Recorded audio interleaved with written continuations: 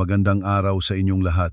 Nais kong ibahagi sa inyo ang kuwentong ito, ang kuwento ng isang babaeng nakadiskubre ng nakakamanghang lihim ng kanyang biyenan at kung paano niya ginamit ang kaalaman na iyon hindi upang sirain ang isa, kundi upang iligtas ang dalawa. Sa buhay, may mga sugat na hindi mapangalanan, may mga luha na kailangang nilulumon ng walang ingay, at may mga lihim na inilibing sa likod ng pintuan ng mga pamilyang tila perpekto sa labas. Maaari kaya na ang empatiya, ang tunay na pag-unawa sa damdamin ng iba, ang pinakamakapangyarihang sandata laban sa mga gapos na hindi nakikita. Siguradong bawat isa sa atin ay may mga bagay na naitatago sa kaibuturan ng puso, mga bagay na hindi natin maikuwento kahit kanino. At ngayon, natanggap namin ang liham ng isang batang babae, isang kuwento puno ng pagdududa at kalungkutan mula sa isang babaeng nakatayo sa sangtatlong-daan ng kanyang buhay. Hindi siya humingi ng hatol, naghahanap lamang siya ng taong makakarinig sa kanya. Sa loob ng bahay na iyon, hindi ko kinatatakutan ang aking asawa. Hindi ko rin kinatatakutan ang aking biyenan. Ang nagpapatigil ng aking hininga tuwing nahaharap ko siya, ang nagpapalamig ng malawak na sala namin sa isang kumpas ng kanyang tingin iyon ay ang aking biyenan, si Tita Cynthia Santos. Kahit ngayong umaga, nang hindi ko sinasadyang mabasag ang isa sa mga tasa ng tsaa na pinakamahal niya, ang buong mansyon ay parang nalunod sa isang nakakatakot na katahimikan. Ang mga katulong sa paligid ay agad na yumukong ibinaba ang kanilang mga mukha, hindi makahinga ng malaya. Ang asawa ko, si Rafael, ay nagmadaling tumayo upang ipagtanggol ako, ngunit sa isang malamig na tingin lamang ni Tita Cynthia, agad siyang umupo muli. Ang dalawang kamay niya ay nagsusumikap na ikinapit sa isa't isa, walang magawa. Nakatayo ako roon, sa gitna ng mga basag na piraso ng porselana sa malamig na marmol na sahig. Napakiramdam ko ay basag na rin ako tulad ng mga iyon. Hindi ako nagmamalasakit kung ikaw ay nagkataon o sinadya. Ang boses niya ay tumunog ng mahinahon pantay, ngunit matalas tulad ng talim ng isang kutsilyo. Ang kailangan ko ay kahusayan. Kung hindi mo magawa ang isang bagay na kasing simple ng pagdadala ng tasa ng tsaa ng maayos, ano pa ba ang magagawa mo sa bahay na ito? Hindi siya sumisigaw, hindi siya nagwawasak. Ang kanyang parusa ay nasa mga salitang nagtutusok sa pagpapahalaga ng isang tao sa kanyang sarili. Alam ko na ang pinakamainam na gawin ngayon ay ang manahimik at aminin ang pagkakamali. Opo, kasalanan ko po. Yumuko ako. Ang boses ko ay nanginginig. Patawad po, tita. Tinitigan niya ako mula ulo hanggang paa, ang kanyang mga mata puno ng paghamak. Pagkatapos ay lumiko siya at umakyat sa itaas, nag-iwan ng isang pangungusap na naglutang sa hangin. Linisin mo iyan. Ayaw kong makakita ng kahit anong bakas ng kapabayaan. 6 na buwan na ang lumipas mula nang pumasok ako sa bahay na ito bilang asawa ni Rafael, bilang manugang na babae ng angkan ng mga Santos, isa sa mga pinakamayaman at pinakapalihim na angkan sa lungsod. Sa labas, sinasabi ng mga tao na maswerte ako, isang hakbang paataas mula sa isang babaeng may payak na pamumuhay na ang mga magulang ay nagbabakasakali sa isang negosyong nasa gilid na ng pagkalugi, naging esposa ng isang mayamang binata. Wala silang alam na ang kasal na ito, mula sa simula ay hindi isang kwentong pang-engkanto. Ito ay isang transaksyon, isang maingat na pagkakayari kung saan ako ang ginagarantiyahan. Nang kinailangang yumukod ang aking amang palagi ay mapagmalaki sa harap ng mga nagpapautang, noon ko na unawaan na wala na akong ibang pagpipilian. At pagkatapos, lumitaw si Mang Rolando, ang aking biyenan, tulad ng isang tagapagligtas. Hindi siya lumapit ng personal, kundi sa pamamagitan ng isang tagapamagitan, naghahandog ng isang panukala. Mag-iimbestigasyon siya ng kapital, ililigtas ang negosyo ng aking pamilya kapalit, dapat akong ikasal sa nag-iisang anak niya na si Rafael. Walang pagmamahal, walang pagkilala sa isa't isa. Isang kontrata lamang sa kasal na puno ng mga nakakakulong na kondisyon. Pumayag ako hindi dahil sa ambisyon, kundi dahil sa bigat na nakikita ko sa likod ng aking amang yumuyukod na. Noong dumating ako bilang manugang, handa na ako para sa isang buhay na walang pagmamahal, ngunit hindi ko inakala na magiging ganitong kabigat ang pakiramdam nito. Si Rafael mabuti siyang lalaki, maamo, may pinag-aralan, at magalang ang pakikitungo sa akin, ngunit ang kanyang kabaitan ay tila nababalutan ng kawalan ng lakas. Sa loob ng bahay na ito, wala siyang boses. Ang lahat ng desisyon, malaki man o maliit, ay hawak ng kanyang mga magulang.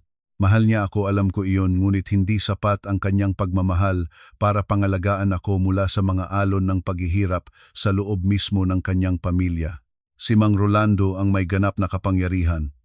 Bihirang naroroon sa bahay, ngunit bawat beses na lumitaw siya, lalo pang nagiging malamig ang buong mansyon.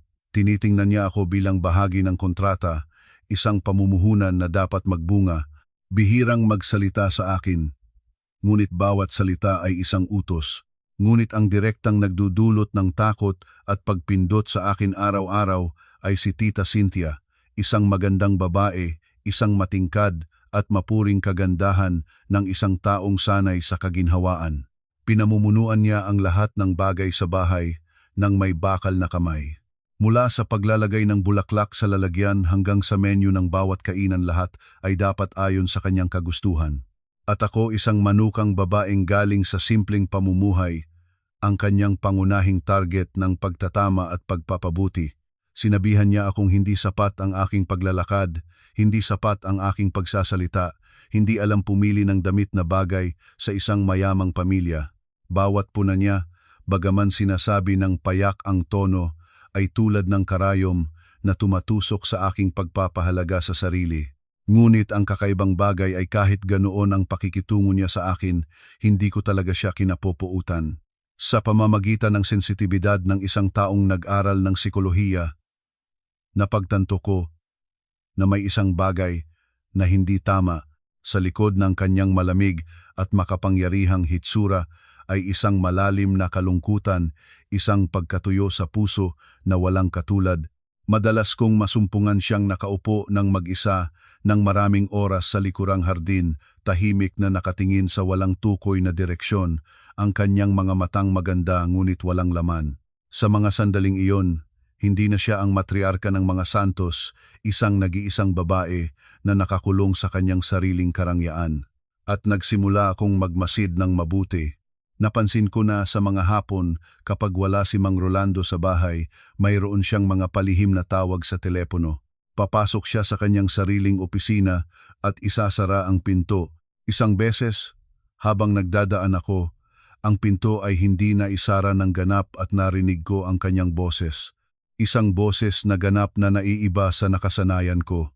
Wala na ang kabastusan, wala na ang katigasan, ito ay malambot, mainit, at may kaunting tigas ng isang taong umiibig. Miss Nakita, ngayon, hindi pa siya nakabalik. Pagkatapos, ay biglang tumahimik. Nagmadali akong humakbang paatras. Ang puso ko ay tumitibok ng mabilis. May minamahal ang aking biyenang si Tita Cynthia. Natulala ako sa iniisip na iyon, ngunit agad ay dumating ang isa pang emosyon.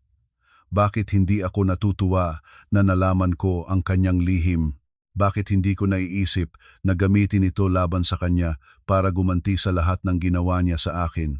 Sa halip, isang kakaibang awa ang kumikilos sa aking puso. Biglang naunawaan ko.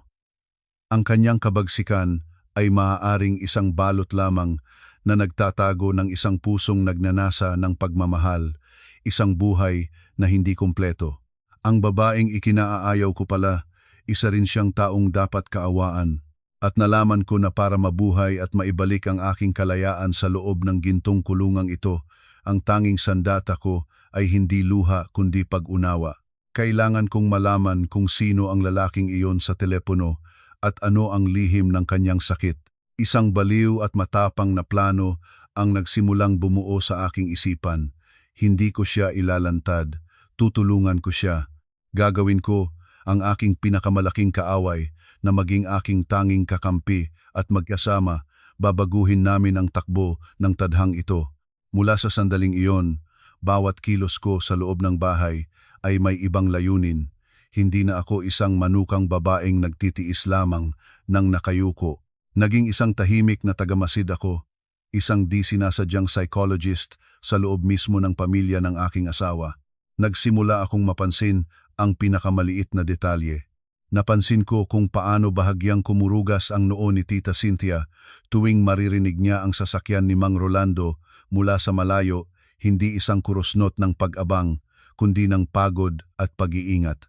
Napansin ko kung paano niya ginagapang ng dulo ng daliri niya ang isang lumang libro sa silid-aklatan, hindi isang libro tungkol sa negosyo o pananalapi, kundi isang lumang koleksyon ng mga tula ng pag-ibig. At napansin ko ang kanyang mga mata, kahit gaano man kalamig, na hindi maitago ang isang napakalawak na kalungkutan tuwing nag-iisang nakaupo siya sa tabi ng bintana, tinitingnan ang ulan na bumabagsak sa labas. Hindi lamang siya nag-iisa, siya ay nagdurusa. Ang sakit na iyon ay tulad ng isang talamak na sakit, hindi bumubulalas ng marahas, kundi dahan-dahang kumakain sa kanya mula sa loob. Binabago siya sa isang taong maasim at mahirap lapitan. Isang gabi, nang muli na namang nasa lakbay si Mang Rolando, ang simoy sa loob ng bahay ay medyo mas madaling hintingin. Pagkatapos ng hapunan, tulad ng dati, umakyat si Tita Cynthia sa kanyang opisina. Alam ko na ito ang kanyang gintong oras, ang panahon kung kailan maaari siyang mabuhay ng kaunti para sa kanyang sarili. Sadya kong gumawa ng isang pitsel ng chamomile tea, ang uri ng tsaa na nakakapanatag na alam kong regular niyang inumin. Dinala ko ito sa itaas at banayad na kumatok sa mabigat na pintuan. Tita, dala ko pong tsaa. Sa loob, tahimik sandali. Pagkatapos ay narinig ko ang pag-igkas ng upuan at ang boses niya na may bahagyang inis. Ilagay mo na lang sa labas ng pinto, kukunin ko. Ngunit hindi ko ginawa iyon.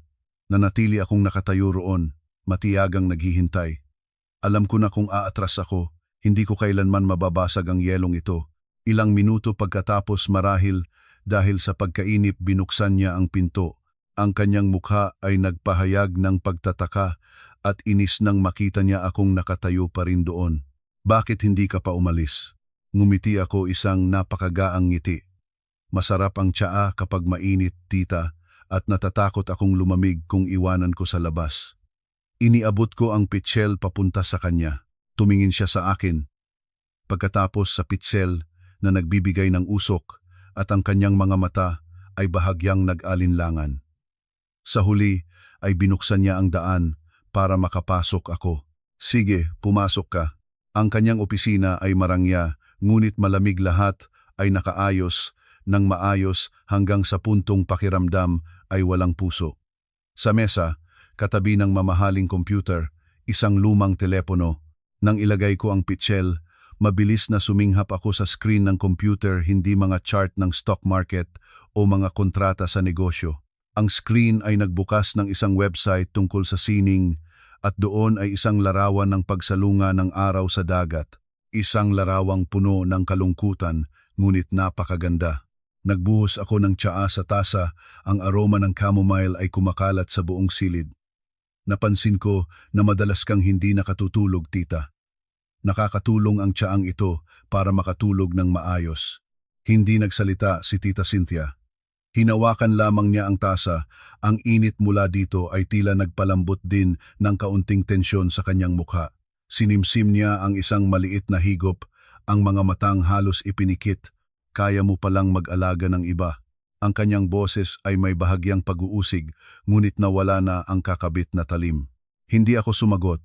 Alam ko na sa sandaling ito, ang katahimikan ay ginto. Ang aking katahimikan ay hindi mula sa takot, kundi para bigyan siya ng espasyong maramdaman na nandito ako, hindi para maniktik, kundi para lamang makiisa. Exactly sa sandaling iyon, ang lumang telepono sa mesa ay nagtunog ng banayad. Nakita kong natahimik siya, isang napakabilis na reaksyon, ngunit naabutan ko. Tumingin siya sa akin. Pagkatapos sa nagtutunog na telepono, ang hitsura ng pag-aalala ay lantaran sa kanyang mukha. Lumabas ka na. Kailangan ko pang magtrabaho. Natanto ko na iyon ang tawag na narinig ko.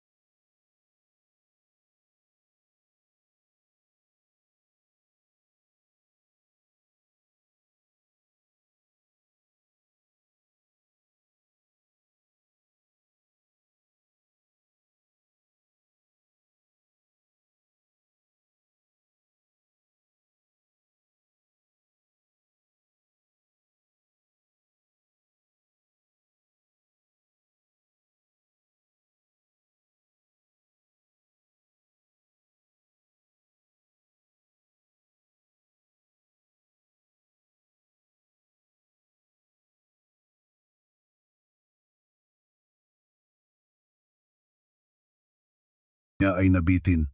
Hindi ko na narinig ang mga sumunod na salita, mga tunog lamang ng nakapigil na iyak, ang iyak ng isang babaeng matagal ng pinighati. Parang may kumukurot sa aking puso. Tumigil na akong maniktik. Maingat akong humakbang paatras at bumalik sa aking kwarto. Hindi ako natuwa dahil nalaman ko ang isang lihim. Nakaramdam lamang ako ng isang walang hanggang habag. Ang makapangyarihang malamig na babaeng iyon pala, mayroon din siyang mga sandali ng kahinaan na nakakaawa. Siya rin ay nagnanasa na mahalin, na maingatan, na may makausap. Ang kanyang kasal kay Mang Rolando, tiyak na isang impyerno. Humiga ako sa higaan, hindi makatulog. Ang pangalang Aldrich ay paulit-ulit sa aking isip. Sino siya? Ano ang kanilang relasyon? Isang bagong romansa ba ito? O may mas malalim na bagay, isang bagay mula sa nakaraan? Alam ko na para maging tunay na kakampi niya, kailangan ko pang malaman ang higit pa tungkol sa lalaking ito. Kinabukasan, nagdahilan akong gusto kong matuto tungkol sa kasaysayan ng pamilya para mas madaling makiayon. Humingi ako ng pahintulot kay Tita Cynthia para makapasok sa silid-aklatan ng pamilya. Nagtataka siya sandali, ngunit pumayag. Ang silid-aklatan ng mga santos ay isang napakalaking kwarto na may mga istante ng mamahaling kahoy na umaabot sa kisame. Karamihan ay mga libro tungkol sa negosyo, batas at kasaysayan. Nagsimula akong maghanap hindi ng libro, kundi ng bakas. Binuksan ko ang mga lumang album ng pamilya, umaasa na makakita ng hindi kilalang mukha, at sa isang album mula sa napakalayo ng panahon ng bata pa si Tita Cynthia, natagpuan ko ang isang bagay. Nakasingit sa pagitan ng 2 pahina ng larawan ay isang maliit na litrato na naninilaw na. Sa litrato, si Tita Cynthia na may malinis at nagniningning ng ngiti ng 15 taong gulang nakatayo sa tabi ng isang batang lalaking payat at malinta ang hitsura, may maliwanag na mga mata at mabait na ngiti. Kamukha silang magkasama. Sa likod ng litrato, isang sulat kamay na halos nabura na sa paglipas ng panahon. Tag-araw, 98 Cynthia at Aldrich. Mabilis na tibok ng puso ko, kaya siya ayon. Ang lalaking nasa telepono siya, ang unang pag-ibig niya. Ang pag-ibig mula sa pinakamagandang panahon ng kanyang kabataan. Ano ang nangyari? Bakit hindi sila nagtagumpay? At bakit pagkatapos ng maraming taon, naghanap sila ng isa't isa sa lihim at sa sakit? Isang bagong kurtina ng lihim ang nabukas, ngunit ito ay lalo lamang nagpapalakas ng aking pagnanais na marating ang dulo ng kwento. Alam ko na sa aking mga kamay ngayon ay hindi lamang isang lumang litrato, kundi maaaring ang susi sa pagpapalaya ng aking biyenan at ng aking sarili. Matapos matuklasan ang lumang litrato, hindi ako nagmadaling kumilos. Ito ay isang napakasensitibong bagay. Ang isang maling hakbang ay maaaring sirain ang lahat at gawing kaaway ko muli si Tita Cynthia. Kailangan ko ng plano, isang napakamaingat at malikhaing paraan ng paglapit. Itinago ko ng maayos ang litrato at nagsimula sa ikalawang yugto ng aking plano. Alamin kung sino si Aldrich. Sa modernong mundo, wala nang hindi mahahanap sa internet. Ginamit ko ang aking tablet at tahimik na naghanap ng pangalan. Walang maraming resulta, madalas ang pangalang Aldrich. Ngunit nang idagdag ko ang salitang pintor, lumabas ang ilang resulta at isa sa mga iyon ang kumagat ng aking pansin. Aldrich Lim, isang pangalang hindi gaanong kilala sa mainstream na sining, ngunit lubos na iginagalang sa propesyonal na larangan.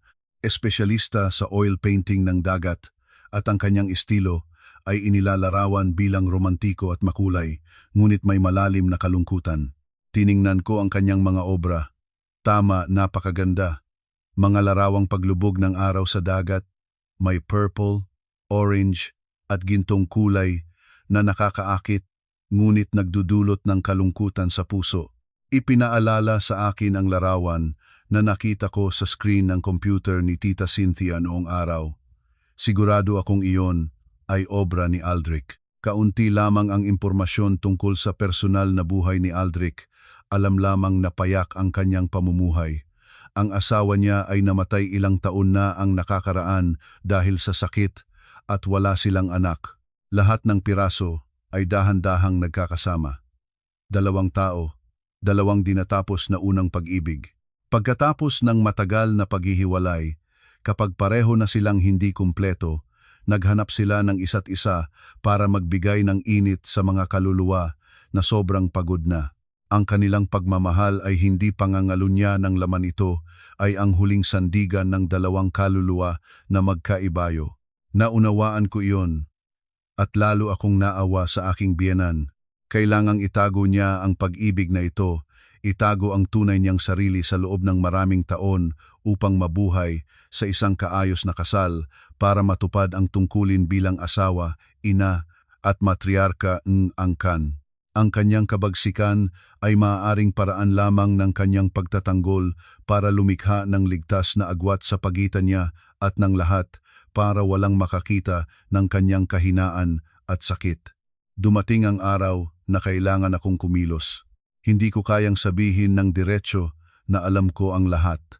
Kailangan ko ng isang hindi direktang paraan, isang pagsubok para makita ang kanyang reaksyon.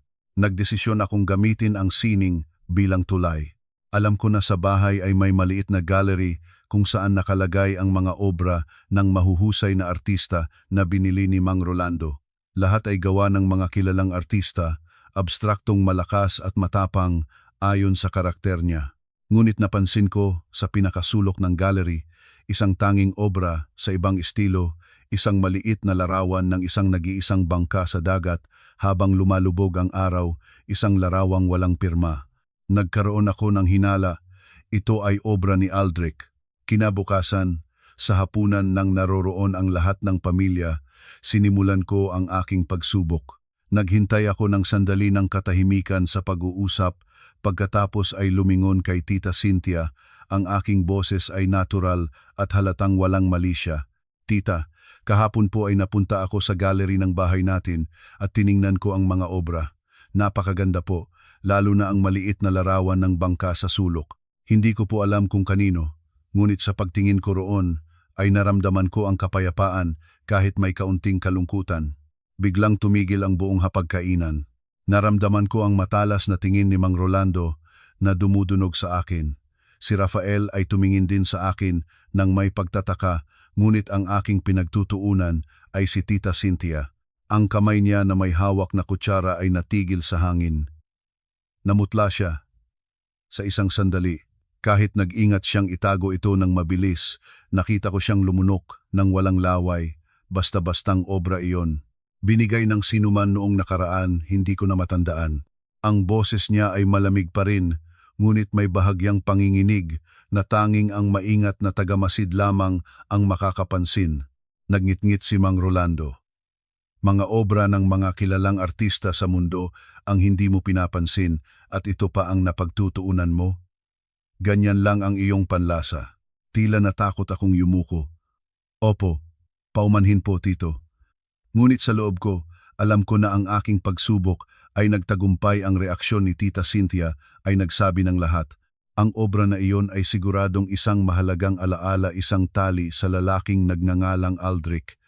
Gayunpaman, ang aking kilos ay nagdulot ng isang hindi inaasahang kahihinatnan. Naging mas mapagbantay si Tita Cynthia.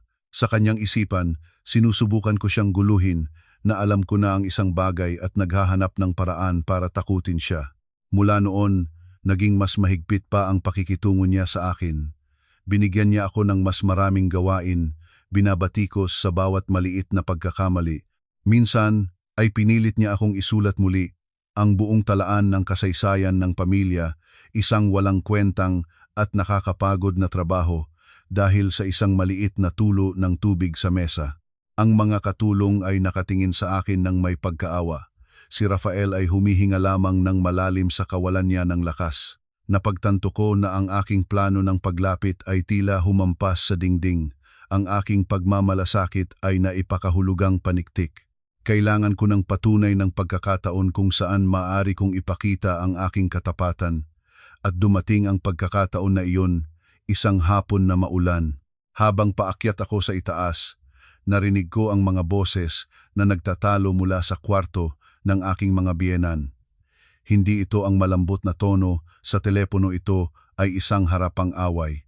Narinig ko si Mang Rolando na umangal, Huwag kang mag-isip na hindi ko alam. Kakaiba ka ngayon, may tinatagong bagay ka. May kasama ka ba? Pagkatapos ay isang malakas na tunog, mga basag na bagay, at ang iyak ni Tita Cynthia, natighis ang aking puso, binugbog niya siya. Ang pagkamakasarili at pagiging dominante ay luwabas na bilang karahasan. Nakatayo akong parang patay sa labas ng pinto, ang mga kamay at paa ko ay nanginginig. Ano ang gagawin ko? Magpapanggap na walang narinig at aalis. Pero sino ako para pumasok? Bagong manugang lamang ako. Walang karapatang makialam. Ngunit ang iyak ni Tita Cynthia, puno ng kahihiyan at sakit, ay hindi pumayag sa akin na lumayo. Huminga ako ng malalim at banayad na kumatok. Tito, Tita, ano po ba ang nangyari? Narinig ko po ang tunog ng basag. Nabilis ang pinto, si Mang Rolando ay nakatayo roon. Galit na galit, ang hitsura niya ay puno ng puot. Wala. Bumalik ka sa kwarto mo. Ngunit bago niya maisara ang pinto, nakita ko si Tita Cynthia na nakaupo sa sahig. Ang isang pisngi niya ay namamaga at may tanda ng 5 daliri. Ang kanyang buhok na karaniwang nakaayos ng marangya ay magulo. Ang mga matang tumingin sa akin ay wala na ang kabagsikan, puno na ng pagmamakaawa, ng lubos na kahihiyan na nahuli ng manugang sa ganoong kalagayan. Sa sandaling iyon, nalaman ko na ang yelo sa pagitan namin ay nagsimulang mabasag. Ngunit paano ko gagawing bukas na pinto ang mga bitak na iyon? Ang sigaw ni Mang Rolando ay nanatili pa rin sa aking tainga, ngunit ang imahe ni Tita Cynthia na nakaupo sa sahig na may pula sa pisngi ay ang mas malalim na nabaon sa aking isipan. Ang pintuan ay suminghap sa harap ko. Inilalaman siya kasama ang isang bastos na lalaki at ang kahihiyang hindi mapapawi. Matagal akong nakatayo ng walang galaw sa hallway, ang puso ko ay mabilis na tinitibak. Hindi ako pwedeng umalis ng ganoon. Bumaba ako sa kusina at sarili kong gumawa ng mainis na tubig na may luya at pulot. Hindi ko alam kung magiging epektibo ito, ngunit ito ang tanging naiisip ko. Kailangan ko ng dahilan para makabalik doon, para makapiling siya kahit sandali. Naghintay ako sa hallway ng halos kalahating oras hanggang sa marinig ko ang pintuan na bumukas. Lumabas si Mang Rolando, ang hitsura niya ay galit pa rin. Mabilis siyang tumingin sa akin at nagpunta sa hagdan nang walang sinabi. Narinig ko ang ingay ng kotse na umalis. Naghintay pa ako ng ilang minuto, kinuha ang lakas ng loob at banayad na kumatok muli. Tita, si Janelle po ito. Walang sumagot. Bahagya akong nagtulak ng pinto at pumasok. Ang kwarto ay magulo, isang basong bulaklak ay nasira sa sahig. Naroroon pa rin si Tita Cynthia sa isang madilim na sulok. Ang mga balikat niya ay nanginginig. Hindi na siya umiiyak ng malakas, ngunit ang kanyang sakit ay mas lantaran pa kaysa sa anumang salita. Dahan-dahan akong lumapit at inilagay ang mainit na baso sa maliit na mesa sa tabi niya po. Tita, may ginawa po akong mainit na tubig para maging mainit ang katawan ninyo. Tumingin siya sa akin ng mga matang namamaga at namumula. Nang makita niya ako, ang kahinaan sa kanyang mata ay nawala, pinalitan ng pagtatanggol at matinding kahihiyan. Sino ang nagpahintulot sa iyo na pumasok dito? Lumabas ka. Ang boses niya ay pinilit na maging makapangyarihan tulad ng dati, ngunit ito ay nanginginig at puno. Pinagtataksilan nito siya. Hindi ako umatras. Sa halip na matakot, lumuhod ako sa tabi niya, pantay ang aming mga mata. Wala akong sinabi, maingat ko lamang kinuha ang tissue at banayad na pinunasan ang mga luha sa kanyang pisngi. Tila natigilan siya sa aking kilos. Marahil ay napakatagal na since last time na may nag-alaga sa kanya ng ganito. Lumabas ka, sinabi ko na sa iyo. Ihinataktak niya ang aking kamay, ngunit ang kanyang kilos ay walang lakas. Nanatili akong matatag at iniabot ang baso sa kanya. Uminom po kayo, tita, para maging mainit ulit. Tumingin siya sa akin, isang tingin na puno ng komplikadong emosyon, pagdududa, kahihiyan, at sa kailaliman ay may isang maliit na pagkagalaw ng pagmamahal. Sa huli ay hindi na rin niya pinilit pa. Nanginginig, kinuha niya ang baso at uminom ng maliit na higop. Ang init ng tubig na may luya ay tila nagpalambot ng bahagya sa kanyang panginginig. Nagtagal kaming ganoon sa katahimikan. Hindi ako nagtanong kahit isa. Hindi ko tinanong kung bakit binugbog siya ng tito. Hindi ko tinanong kung ano ang nagawa niya. Alam ko na sa sandaling ito, hindi ang pag-usisa ang kailangan niya. Kailangan niya ng presensya, ng tahimik na pakikiisa. Nang bahagya na siyang naging mahinahon, nagsalita ako, "Tita, ang mga bagay na tinatago lang ng mag-isa ay napakabigat. Hindi ko po alam kung ano ang inyong pinagdaanan, ngunit gusto ko po lamang ipaalam sa inyo na hindi kayo mag-isa." Isang simpleng salita, ngunit mula sa kaibuturan ng aking puso. Tumingin sa akin si Tita Cynthia, ang kanyang mga labi ay nagbibigay anyo na may gustong sabihin, ngunit hindi na siya nagsalita. Umiling lamang siya. At ang luha ay muling nagsimulang bumagsak. Sa pagkakataong ito, hindi na niya sinikap na pigilin. Umiyak siya, tulad ng isang bata. Mga iyak na matagal nang pinigilan sa loob ng maraming taon. Wala akong sinabi. Nandoon lamang ako at banayad na hinahaplos ang kanyang likod. Pinayagan ko siyang umiyak para mailabas ang lahat ng sakit, lahat ng luha na matagal nang nakatago. Sa sandaling iyon, wala na akong iniisip na isa akong manugang at siya ay aking biyenan. Kami ay dalawang babae na nagbabahagi ng iisang sakit, ang sakit ng mga nakakulong sa kanilang sariling kasal. Hindi ko alam kung gaano katagal kaming ganoon, pero nang huminto siya, madilim na sa labas. Tumingin siya sa akin. Ang kanyang mga mata ay wala na ang kabagsikang pagtanggol, pinalitan ng pagod at isang bahagyang pasasalamat. "Salamat sa iyo," mahina niyang sinabi. "Pero huwag mong sasabihin ito kaninuman, kahit kay Rafael." "Opo, naiintindihan ko na." Tinulungan ko siyang tumayo at dinala sa higaan. "Pahinga kayo, tita. Ang hapunan ay ako na ang bahala." Tumango siya at humiga. Bago ako lumabas, biglang hinawakan niya ang aking kamay, ang kanyang kamay na karaniwang marangya ay malamig at nanginginig. Tumingin siya sa akin, ang mga matang nagmamakaawa. "Janelle, ang larawan ng bangka." Nag-atubili siya. "Huwag mo itong banggitin sa iyong tito, ha?" Naintindihan ko ang kanyang ibig sabihin. Natatakot siya na kahit isang salita ko ay maaaring muling mag-init ng selos ni Mang Rolando. "Naiintindihan ko po, tita. Huwag kayong mag-alala." Banayad na kinuyom ang kanyang kamay. Pagkatapos ay lumabas ako at maingat na isinara ang pinto. Nakatayo sa hallway, huminga akong maluwag. Sa wakas, may unang hakbang akong nagawa papasok sa kanyang mundo. Ang maliit na kilos ng pagkalinga ngayong araw, kahit kaunti lamang, ay ganap na sinira ang yelong pader sa pagitan namin. Mula sa sandaling ito, wala na akong tinik sa kanyang mata. Nagsimula na siyang tumingin sa akin ng iba, at ang alyansang matagal ko nang inasam, hindi na ito isang malayong pangarap. Ito ay dahan-dahang nagiging katotohanan. Pagkatapos ng hapon na iyon, isang banayad ngunit malinaw na pagbabago ang naganap sa aming relasyon. Hindi na tinukso ni Tita Cynthia ang bawat bagay, sa halip ay isang katahimikan na puno ng alalayan. Hindi na niya binibigyan ako ng walang kwentang gawain o binabatikos sa bawat bagay. Sa hapunan, minsan pa ay nagseserbisyo siya sa akin ng pagkain, isang kilos na nagpagulat sa aking asawa at sa mga katulong. Alam ko na nag-iingat pa rin siya sa akin, ngunit sa pag-iingat na iyon ay may kaunting tiwala na, isang pagkilala na hindi ako kaaway. Hindi rin ako nagmamadali. Alam ko na ang tiwala ay kailangang itayo ng unti-unti. Pinanatili ko ang aking paggalang at pagmamalasakit sa kanya nang maayos, hindi nagtanong tungkol sa kanyang personal na buhay, hindi nagsisikap na malalim na suriin ang kanyang lihim. Nandoon lamang ako bilang isang tahimik na kasama.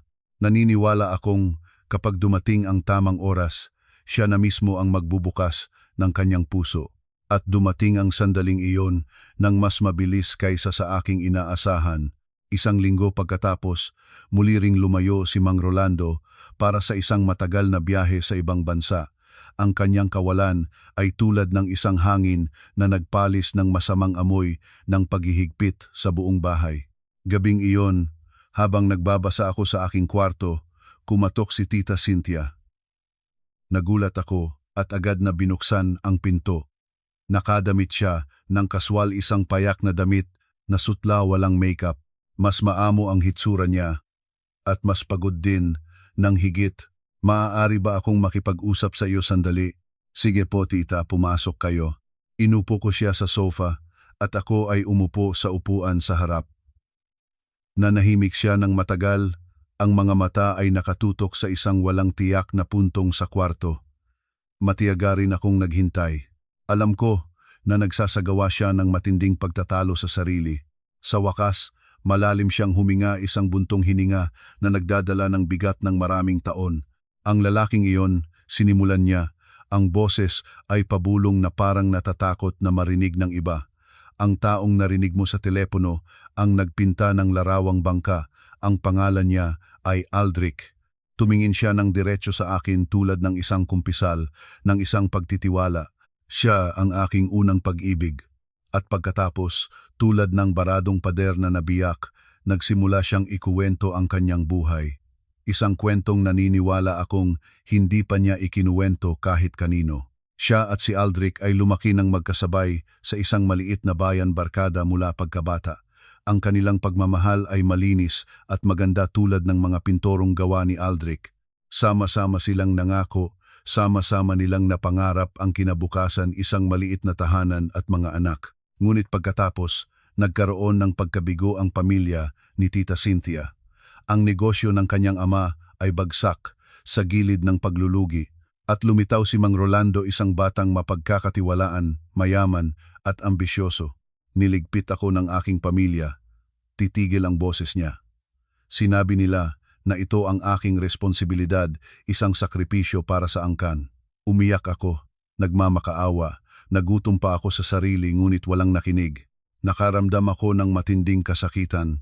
Ang kalagayan niya, napakapareho sa akin.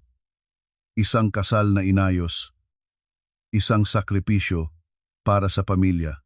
Ang pagkakaiba lamang ay nagkaroon ako ng isang mabait na asawa, ngunit siya ay nahulog sa mga kamay ng isang halimaw.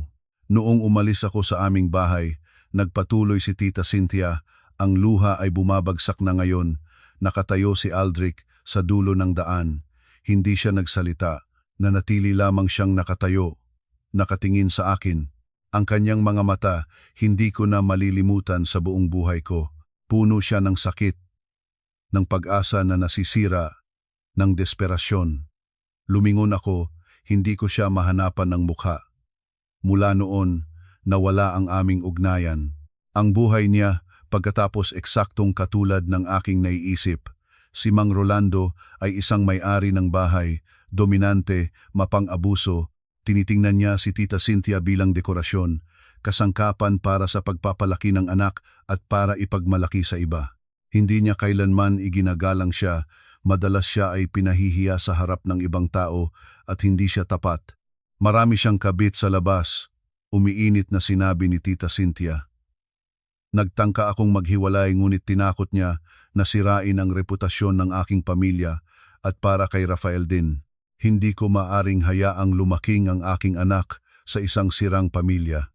Ganoon na siya namuhay sa loob ng halos 30 taon. Isang buhay na walang pagmamahal, walang paggalang, may tigas lamang at kalungkutan. Ilang taon na ang nakakaraan. Nang mamatay ang asawa ni Aldrich, nahanap niya ang paraan para makipag-ugnayan muli sa kanya. Telepono lamang ang aming ginagamit, mabilis niyang ipinaliwanag na parabang natatakot na ako'y makapag-isip ng mali. Kung minsan nagpapadala siya ng kaunting regalo, ang larawang bangka ay pininta niya para sa aking kaarawan, larawan ng dalampasigan kung saan nangyari ang aming unang pagkikita. Hindi kami kailanman lumampas sa hangganan.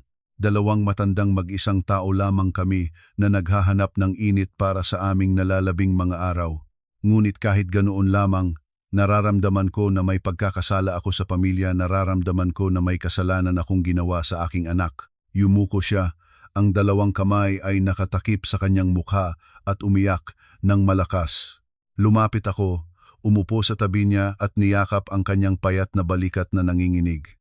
Wala kang kasalanan, tita. Bulong ko.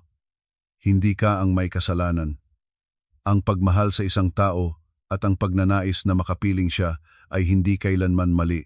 Mali ang mga taong hindi mo pinahintulutang mabuhay sa pagmamahal na iyon.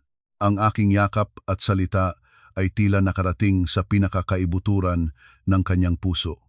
Tumingin siya sa akin sa kanyang mga matang na puno ng luha. Hindi na nakita ko ang pagdududa, pagtitiwalang lamang at isang pag-asa. Gabing iyon, sa unang pagkakataon, ang dalawang babae, dalawang henerasyon, dalawang tadhang tila magkaiba ay tunay na nagbukas sa isa't isa. Magkasamang umiyak kami, nagbahagi ng mga lihim na sakit na pinakamalalim. At sa dilim ng kwarto, isang alyansa ay opisyal na nabuo, hindi sa pamamagitan ng mga taktika at pakana, kundi sa pamamagitan ng empatiya at luha. Hindi ka dapat mabuhay ng ganito magpakailanman, tita. Nararapat kang maging maligaya, ngunit ano ang gagawin ko? Tinanong niya sa kawalan ng lakas. Hindi siya kailanman magpapabaya sa akin, kaya kailangan nating pilitin siyang magpabaya, sabi ko, at sa aking isipan ay nagsimulang bumuo ang isang malaking plano. Sa lalong madaling panahon, may matagal na bakasyon ang kumpanya, pupunta kayong lahat sa ibang bansa, hindi ba, tita? Oo, tumango siya. Iyon ang ating pagkakataon. Nagniningning ang aking mga mata sa determinasyon, isang matapang na plano, isang laro kung saan ilalaga ko ang lahat hindi lamang para iligtas ang aking biyenan, kundi para mabawi rin ang aking sariling kalayaan. Mula nang maikuwento ni Tita Cynthia ang kanyang puso, ang aming relasyon ay tumalab sa bagong kabanata. Hindi na kami biyenan, at manugang naging magkakasabayan na kami sa iisang linya. Mga bilanggo na magkasama, nagpaplano ng isang dakilang pagtakas. Sa araw, sa harap ng lahat, pinanatili namin ang aming mga papel. Siya ay nananatiling isang mahirap na amo, paminsan-minsan ay kumukurusnot at nagbibigay turo sa akin. Ako ay nananatiling isang masunuring manugang. Ngunit kapag kami lamang ang nag-iisa o nagpapalitan ng mga lihim na mensahe, naging mga estratehista na kaming masusing nagbabalangkas ng bawat kilos para sa aming plano. Ang aming plano ay may dalawang pangunahing layunin. Una, palayain si Tita Cynthia mula sa kasal na parang impyerno. Pangalawa, ilantad ang tunay na mukha ni Mang Rolando, alisin ang kapangyarihang lagi niyang ginagamit para manipulahin at yurak ang iba. Para magawa ito, kailangan namin ng katibayan, mga patunay na hindi mapapabulaanan tungkol sa kanyang kabagsikan at katiwaliang pangnegosyo.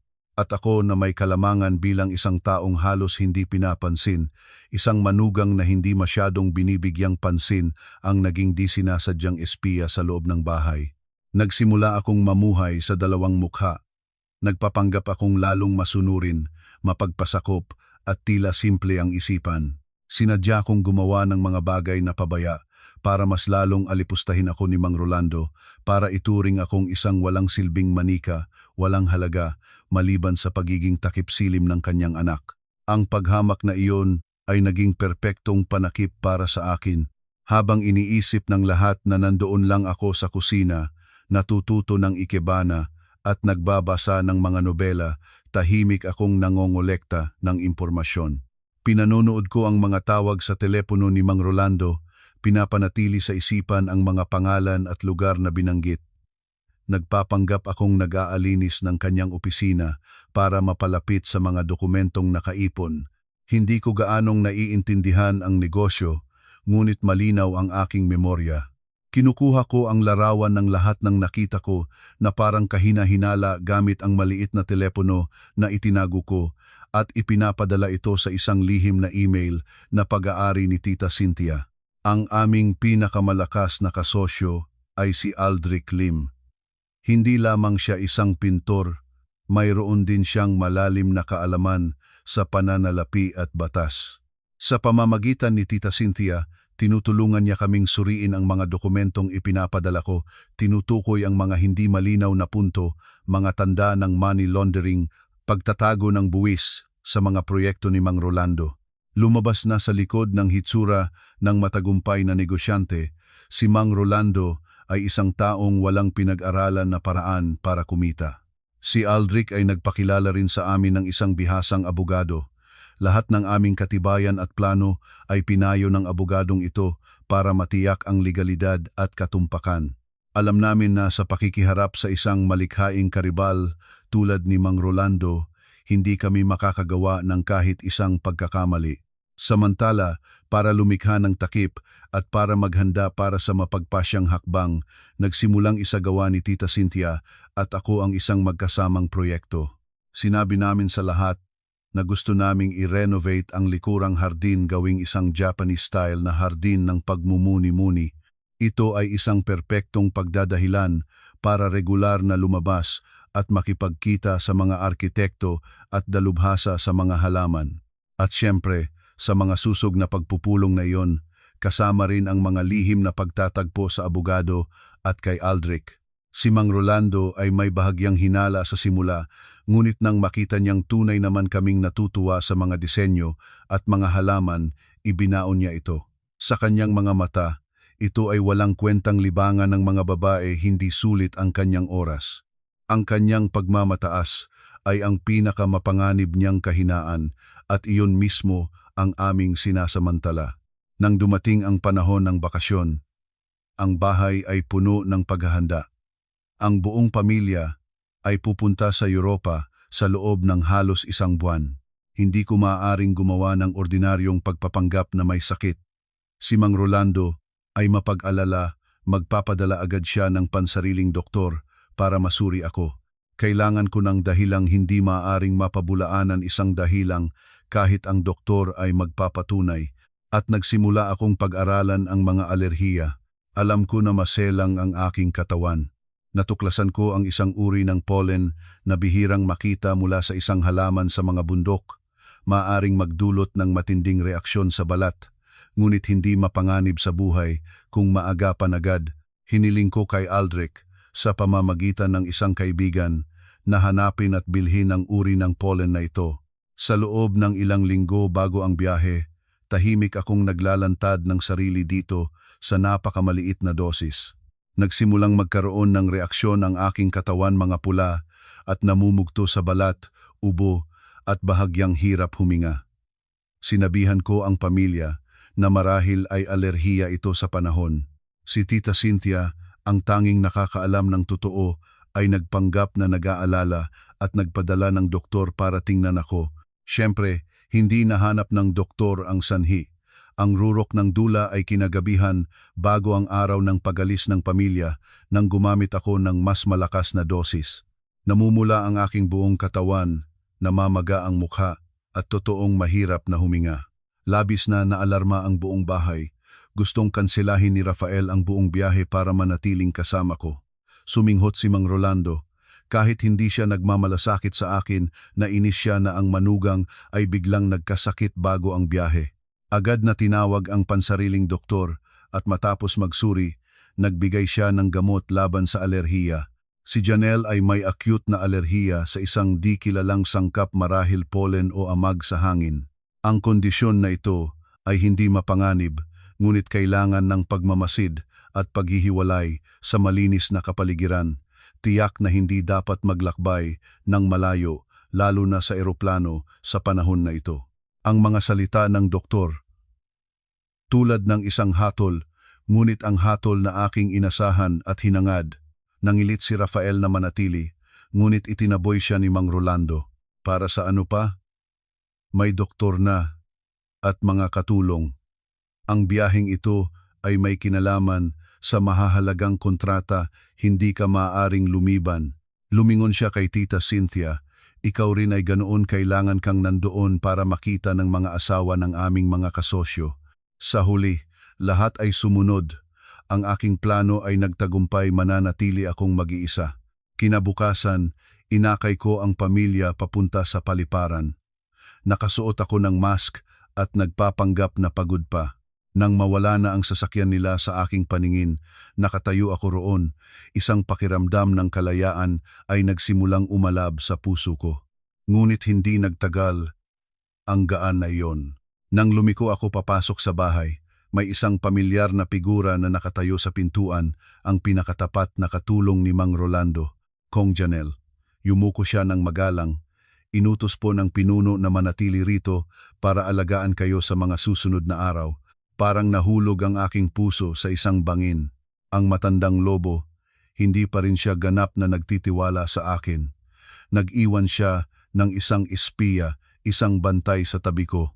Ang pagdating ni Carlon, ang pinakatapat na katulong ni Mang Rolando, ay tulad ng isang balde ng malamig na tubig na ibinuhos sa aking nag-aapoy na plano. Alam ko na hindi lamang siya simpleng tagapag-alaga. Siya ang mata at tainga ni Mang Rolando, ang tapat na aso na iniwan para bantayan ang gintong kulungan. Ang lahat ng aking kilos, lahat ng tawag sa telepono, lahat ng pagtatagpo-tiyak na hindi makakalagpas sa kanyang mga mata. Ang unang takot ay agad na pinalitan ng isang kakaibang katahimikan. Alam ko na kapag ang aking takot ay napansin niya, lalo lamang siyang mag-aalala. Kailangan kong patuloy na gumanap bilang isang mahina, may sakit, at ganap na walang masamang hangarin. Ngumiti ako ng mahina kay Carlon. Paligoy-ligoy ka. Nakikialam ka na. Sabi ng tito ko na mag-iingat ka. Mag-asikaso ka lang ng iyong trabaho, matutulog lang ako sa kwarto ko. Tumango siya nang walang emosyon. Opo, Kong Janel. Anumang kailangan ninyo, tumawag lamang kayo sa akin. Lumiko ako at umakyat sa kwarto, nararamdaman ang kanyang tingin na nakakabit sa aking likod. Nang maisara na ang pinto, agad akong nagpadala ng mahalagang mensahe kay Tita Cynthia na nasa eroplano na marahil ngayon may pagbabago sa plano. Nag-iwan ng bantay ang may-ari. Pansamantala, tigil ang lahat ng kilos. Ang mga sumunod na araw ay isang matinding pakikipagtalo ng isipan. Si Carlon ay isang propesyonal na tagapagmasid. Hindi siya humabol sa akin ng lantaran, ngunit laging naroon sa mga estratehikong posisyon. Kapag nasa kwarto ako, siya ay nakaupo sa sala sa dulo ng hagdan. Kapag lumabas ako sa hardin, nakatayo siya sa balkonahe, nagpapanggap na tumawag ngunit talagang nagmamasid. Sinusuri niya ang lahat ng pagkain at inumin na dinadala sa akin. Mayroon pa siyang magalang na hinihingi na makita ang listahan ng mga tawag sa aking telepono bawat gabi sa dahilang para matiyak na walang nagmomolestiya sa aking pahinga. Ang lihim na telepono na nakatago ko sa ilalim ng higaan ay naging isang timba ng bomba. Hindi ko ito matampok. Ganap akong nahiwalay mula sa labas ng mundo. Ang aming plano ay nasa isang dead end, ngunit naalala ko maaaring ang pagdating ni Carlon ay isang pagkakataon. Sa halip na tingnan siya bilang hadlang, bakit hindi subukang gawing daan ang lalaking ito? Si Carlon ay tao rin. May kahinaan ba siya? Nagsimula akong obserbahan si Carlon katulad ng ginawa ko sa aking biyenan. Si Carlon ay mga 30 taon gulang, laging nakasuot ng maayos na polo, ang mukha ay malamig at bihirang magsalita. Gumagawa siya ng mekanikal at lubos na tapat. Ngunit may isang detalye na kumagat ng aking pansin. Sa screen ng kanyang telepono na nalingat kong nakita sa isang beses na siya ay tumatawag isang larawan ng isang batang babaeng napakaganda at kaibig-ibig. Tiyak na anak niya iyon. At minsan tuwing gabi, pagkatapos suriin ako, lumalapit siya sa isang sulok ng hardin para tumawag. Ang boses niya sa mga sandaling iyon ay hindi na malamig, naging mainit at malambot. Anak, mabait ba ang ating bunso ngayon? Kumain ka ng marami, hamalapit nang umuwi si tatay. Nagningning sa aking isipan ang isang ideya. Ang kahinaan ng isang lalaki ay madalas ang pinakaminamahal niya. Nagsimula akong baguhin ang aking taktika. Hindi na ako nagtatago kay Carlon. Sa halip, ako ay nagpasimula ng usapan, ngunit hindi tungkol sa trabaho, tungkol sa mga bagay na pang-araw-araw. Isang hapon, nang makita kong tinitingnan niya ang larawan ng kanyang anak sa telepono, lumapit ako at ngumiti. Napakaganda ng anak mo, Carlon. Iyan ba ang iyong anak? Bahagyang nagulat siya. Mabilis na itinago ang telepono. Opo, Kong Janel. Ilang taon na siya. Talagang makulay at kaibig-ibig. Tinanong ko. Ang boses ko ay puno ng tunay na pagpuri. Marahil dahil wala pang sino man sa bahay na ito na nagtanong sa kanya ng ganitong mga bagay, medyo natulala si Carlon. 5 na po siya. 5 taon pala, pinakamagandang edad iyan. Sa edad na iyan, napakakulay na ng talino. Ang cute, sinabi ko. At ang aking mga kamay ay walang malay na lumapat sa aking tiyan. Naghihintay din ako sa araw na maririnig ko ang aking anak na tumawag sa akin ng nanay. Ang aking salita, isang salitang tumawid sa banal na ugnayan ng ama at anak, ay tila nagtunaw ng bahagyang yelo sa kanyang mukha. Ang gilid ng kanyang bibig ay bahagyang umangat isang ngiti na halos hindi matukoy.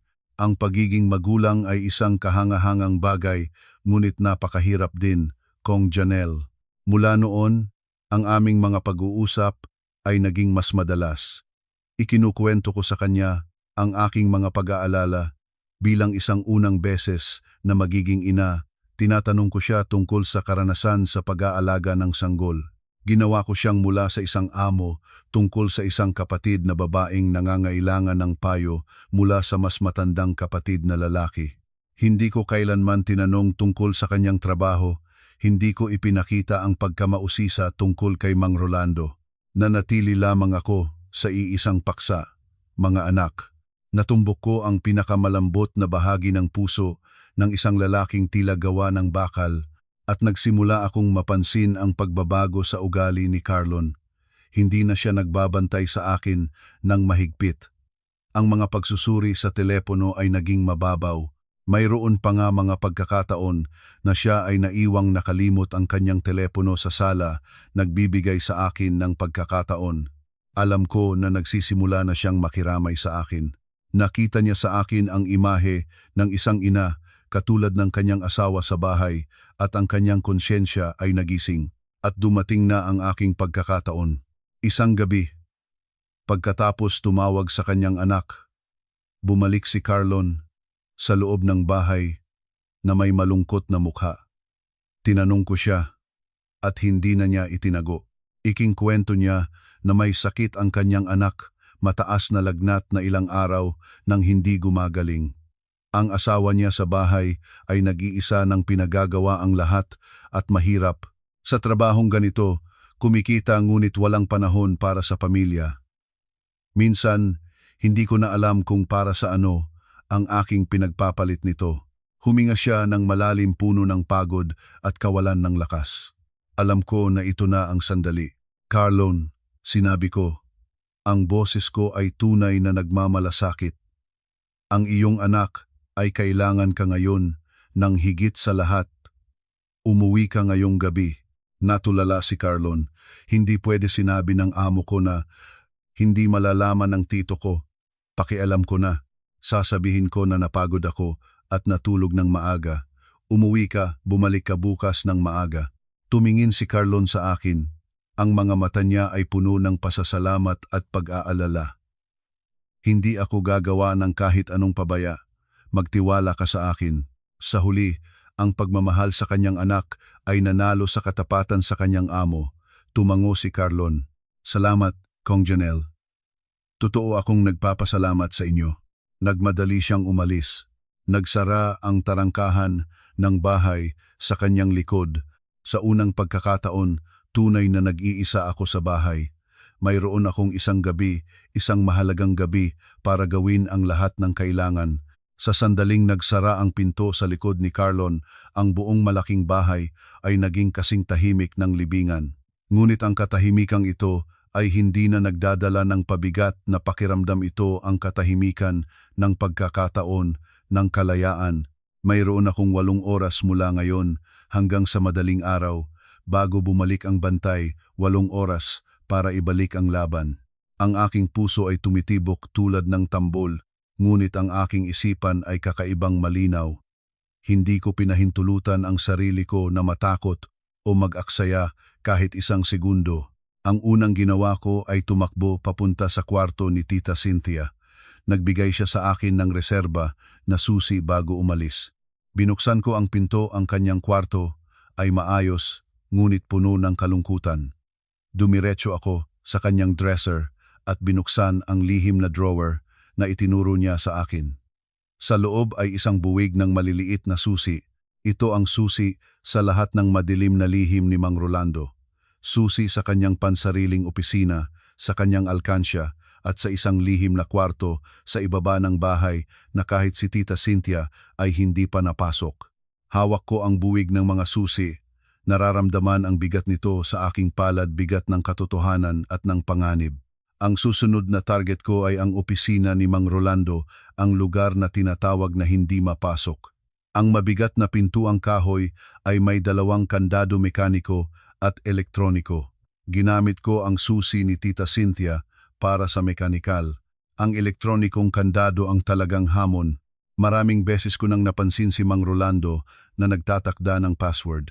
Siya ay isang taong mapagmalaki, at ang mga taong mapagmalaki ay kadalasang pumipili ng mga password na may kaugnayan sa kanilang sarili. Sinubukan ko ang kanyang kaarawan. Mali. Ang plate number ng kanyang paboritong sasakyan mali rin. Nagsimula akong pawisan, at pagkatapos, isang alaala ang kumislap. Ang petsa ng pagkakatatag ng kumpanya, isang araw na lagi niyang binabanggit ng may sakit na pagmamataas, na parang iyon ang tunay niyang kapanganakan. Dahan-dahang pinindot ko ang 6 na numero. Isang mahinang tunog at nabuksan ang pintuan. Pumasok ako sa madilim na kwarto. Mabigat ang amoy ng tabako at pera. Hindi ko binuksan ang ilaw, kumuha lamang ng maliit na flashlight. Kailangan kong alisin ang lahat ng bakas. Ang aking layunin ay ang alkansya na nakatago sa likod ng isang malaking obra. Ginamit ko ang huling susi sa buwig ni Tita Cynthia.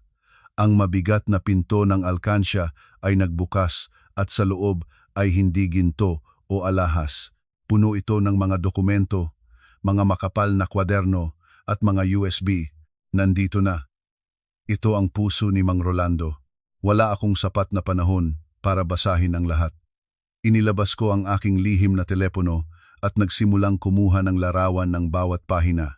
Mga kontratang may kahina-hinalang mga probisyon, mga kwadernog puno ng record ng mga pagbabayad sa mga opisyal, mga dokumentong naglilipat ng pera sa ibang bansa. Habang kumukuha ng litrato, lalong nanginginig ang aking mga kamay. Ang laki ng mga ilegal na gawain ay higit pa sa aking inakala.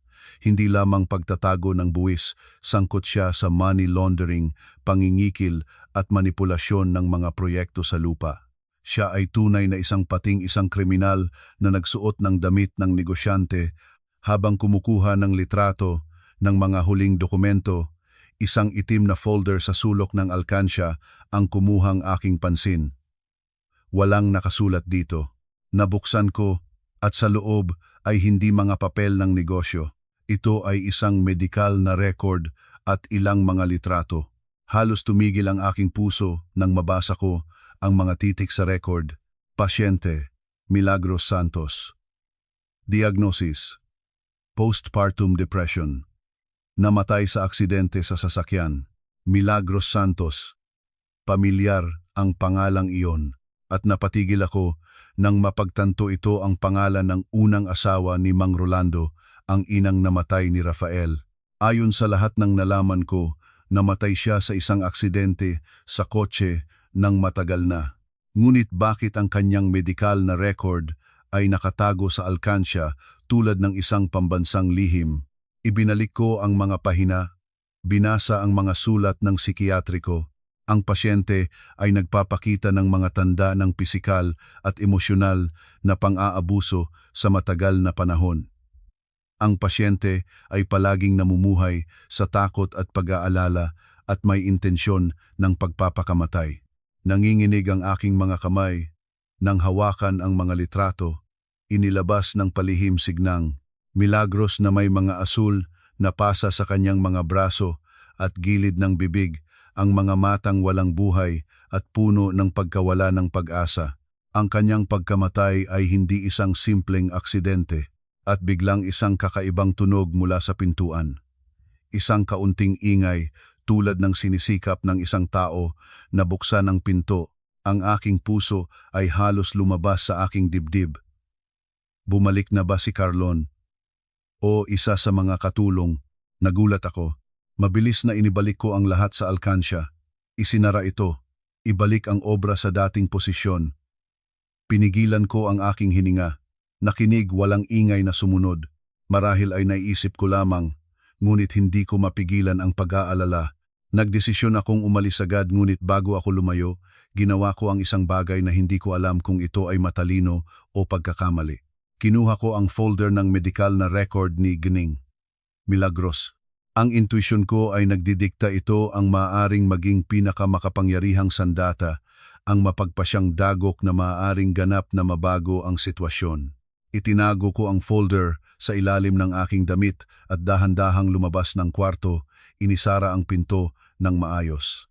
Ibinalik ko ang buwig ng susi sa kwarto ni Tita Cynthia. Nang makabalik na ako sa aking kwarto, halos madaling araw na. Pagod na umupo ako sa higaan. Mayroon na akong mahalagang katibayan. Ngunit ang lihim tungkol sa pagkamatay ng ina ni Rafael ay nagbukas ng isa pang madilim na kabanata, isang kabanatang hindi ko alam kung kaya ko harapin. At hindi ko rin alam na ang ingay na narinig ko sa labas ng pintuan ay hindi imahinasyon ko. Mayroong isang tao sa lugar na iyon, nakakita ng lahat, ngunit ang taong iyon ay hindi si Carlon. Sa madaling araw, bumalik si Carlon ng eksakto 6:00. Ang hitsura niya ay may bahagyang pagod, ngunit may liwanag ng kaligayahan sa kanyang mga mata. Nagpasalamat siya sa akin nang paulit-ulit, sinabihan na humupa na ang lagnat ng kanyang anak. Nang makita niya akong nananatili sa aking kwarto ng maayos, huminga siya ng maluwag. Wala siyang pinaghihinalaang kahit ano. Sa mga sumunod na araw, ipinadala ko sa abogado na ipinagpakilala ni Aldrich ang lahat ng mga larawang kinuha ko ng mga ilegal na dokumento ni Mang Rolando. Sa kabilang panig, si Tita Cynthia, si Aldrich at ang abogado ay nagtatrabaho ng gabi at araw para ayusin ang lahat, naghahanda para sa isang malawak na legal na atake. Ang aming pinakamahalaga at pinakamapanganib na hakbang ay darating pagbabalik ng pamilya. Samantala, nagsimula akong magtrabaho sa susunod na bahagi ng plano, ang paglapit kay Rafael. Kailangan ko siya. Kailangan ko siyang tumayo sa aming panig kapag nabunyag na ang katotohanan. Hindi ko pwedeng sabihing diretso. Ang biglaang pagkabigo ay maaaring magtulak sa kanya o lalo pang magpapalala ng bagay. Kailangan ko ng tamang paraan. Nang tumawag siya sa bahay para magtanong, ako ang sumagot. Rafael? Ako si Janelle. Kumusta kayong lahat diyan? Masaya? Ang boses niya sa kabilang dulo ay tila gulat. Janelle, kumusta ka na? Ayos ka na? Ayos na po ako. Nagtataguan lang sa kwarto. Sabi ko ng natural. Kahapon ay nakapunta ako sa silid aklatan at nahanap ang ilang mga lumang libro na mukhang para sa arkitektura. Sa tingin ko ay sa iyo yan noong bata ka. Talagang magaling ka sa sining. Nagsimula kaming mag-usap tungkol sa mga libro, sa mga arkitekturang gusto niya, sa kanyang mga naiwan na pangarap. Hindi ko binanggit si Mang Rolando o si Tita Cynthia. Nakinig lang ako sa kanya. Sa unang pagkakataon, nakita ko ang ibang Rafael, hindi ang mahina at walang lakas, kundi ang isa na puno ng sigasig at malalim na puso. Pinipigilan siya, tinatakpan ng anino ng kanyang mapangaral na ama.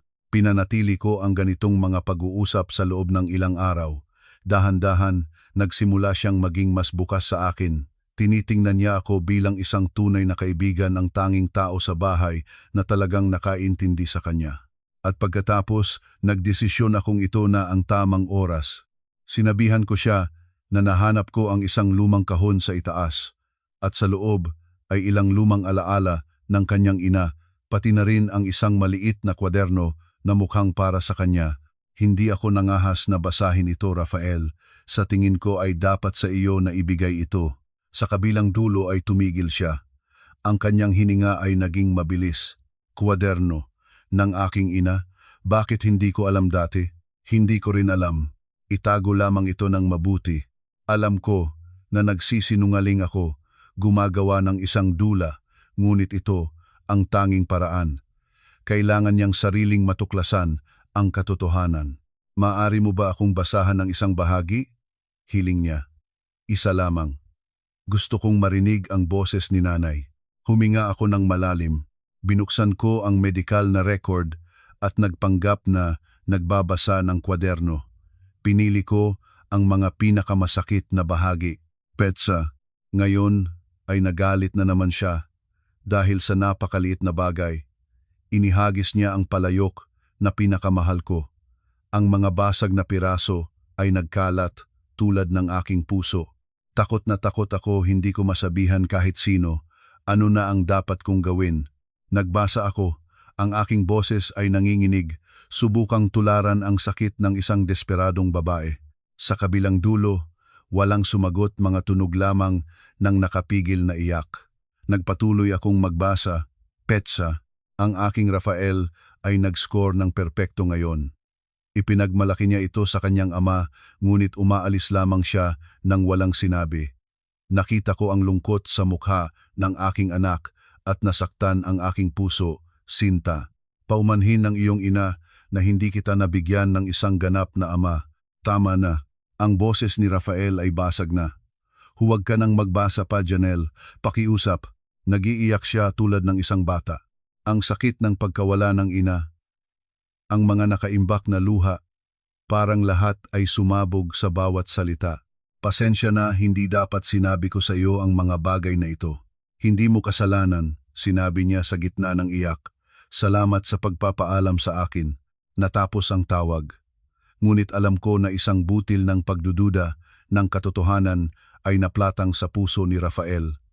Hindi na siya magiging isang anak na bulag ang tiwala sa kanyang ama. Magsisimula na siyang maghanap ng sariling kasagutan.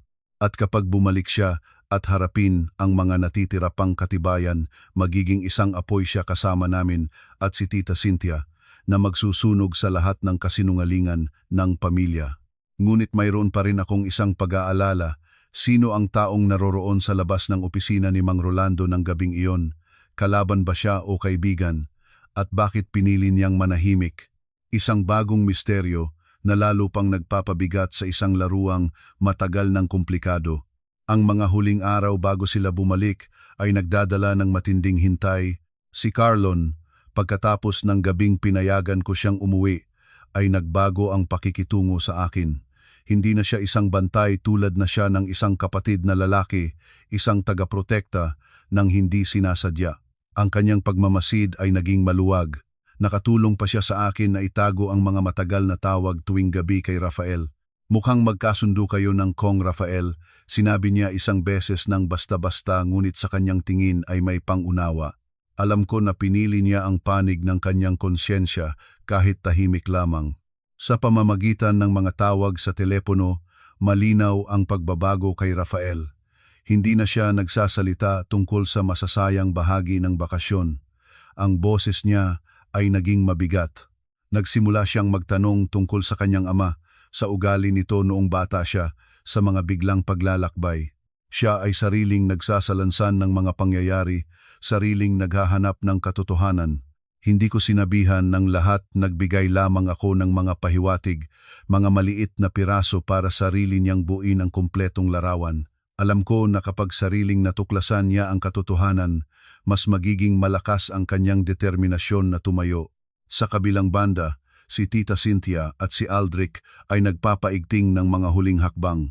Tinipon ng abogado ang lahat ng katibayan, sumulat ng isang legal na dosyeng hindi mapapabulaanan. Lihim nilang nakipag-ugnayan sa iba pang malalaking stockholder ng kumpanya, mga taong matagal nang naiinis sa dominanteng pamamahala at kahina-hinalang mga transaksyon ni Mang Rolando. Isang coup sa loob ng Board of Directors ay maingat na binalangkas, naghihintay na lamang sa pagbabalik ni Mang Rolando. Lahat ay tila tumatahak sa tamang landas, ngunit ang pag-aalala tungkol sa taong nagtago sa gabi na iyon ay hindi tumitigil na alagwa sa aking isipan. Sa wakas, dumating na ang araw ng kanilang pagbabalik. Nakatayo ako sa pintuan kasama ang mga katulong para salubungin sila. Ang itim na limusin ay dahan-dahang pumasok. Ang pinto ay bumukas. Bumaba si Mang Rolando, may kaparehong kapangyarihan at pagmamataas. Lumakad siyang parang hindi ko nakita. Sumunod si Tita Cynthia. Tumingin siya sa akin, isang mabilis na tingin lamang, ngunit puno ng lahat. Pag-aalala, determinasyon, at isang taimtim na pagpapalakas loob. Sa huli ay si Rafael payat at mas maputla kaysa dati. Ang kanyang tingin sa akin ay hindi na puro pagmamahal, puno ito ng sakit, ng lungkot at ng isang pagkagalit na pinipigilan. Tumingin siya sa kanyang ama na nakauna sa kanila at ang kanyang mga kamay ay kumuyom ng mahigpit. Alam ko na handa na siya. Ang hapunan ng gabing iyon ay isang hapunang puno ng tadhana. Ang simoy sa silid kainan ay matalas tulad ng isang pisi na halos maputol. Si Mang Rolando ay nakaupong walang tigil na nagsasalita tungkol sa mga tagumpay ng kanilang biyahe, ang mga malalaking kontratang napirmahan.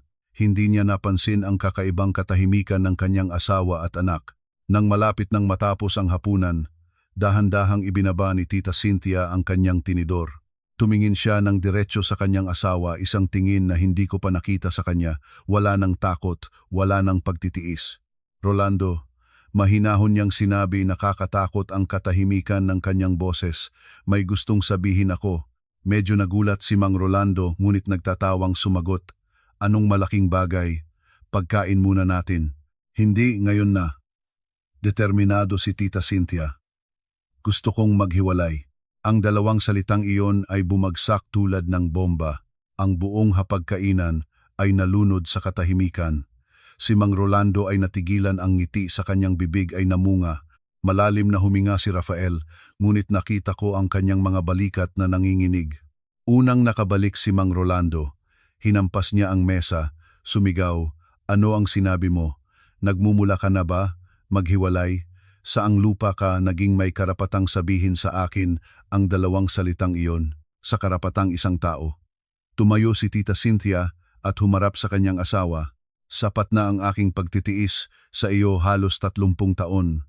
Nabuhay akong tulad ng isang anino, isang makina, isang dekorasyon para sa iyong karera. Ngayon ay panahon na para mabuhay para sa aking sarili.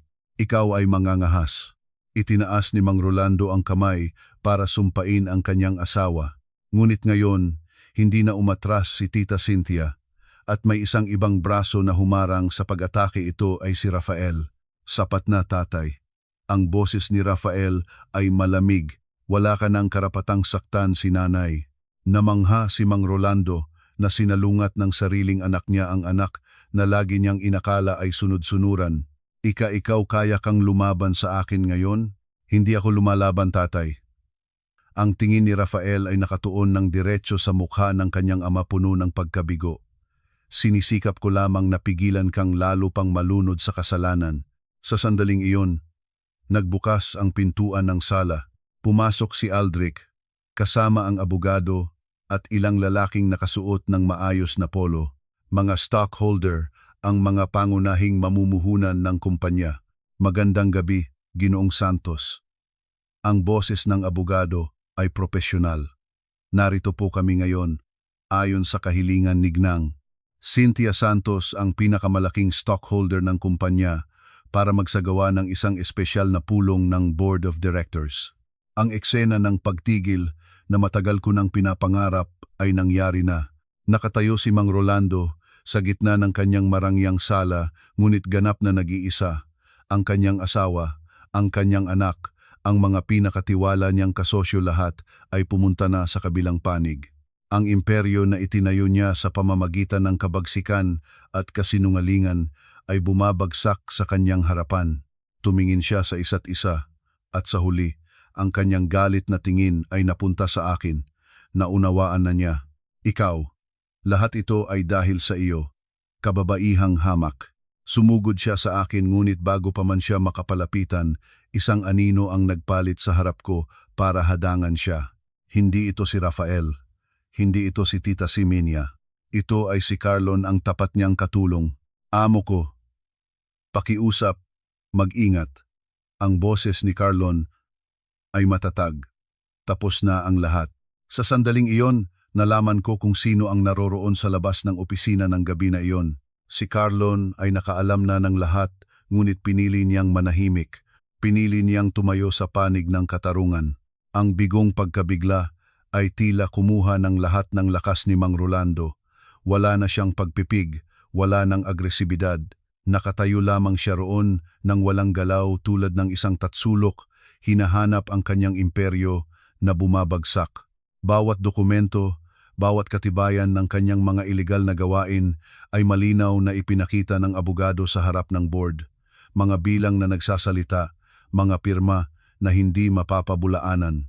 Nagbago ang hitsura ng mga stockholder mula sa pagkagulat tungkol sa galit at determinasyon. Sa isang boto na halos lahat ay sumasang-ayon, tinanggal si Mang Rolando mula sa kanyang posisyon bilang chairman ng board. Ang kapangyarihang pangasiwa ay pansamantalang ibinigay kay Tita Cynthia bilang pinakamalaking stockholder at may sapat na reputasyon para pamunuan ang lulubugang bangka. Hindi sumagot si Mang Rolando, tila nawalan na siya ng kakayahang mag-isip. Mahinahon siyang naupo sa isang upuan, ang mga matang walang laman na nakatingin sa kawalan. Ang pagbagsak ng isang tirano ay minsan ay nangyayari ng katahimikang nakakatakot. Nang matapos ang pulong, isa-isang umalis ang mga stockholder, sa sala ay natira na lamang ang pamilya at si Aldrich. Lumapit si Tita Cynthia sa harap ng lalaking kasama niya sa higaan sa loob ng halos 30 taon. Tumingin siya sa kanya, hindi ng isang nagtagumpay na mananalo, kundi ng isang nakakaawa. Ito ang papel ng diborsyo. Inilagay niya ang dokumento sa mesa.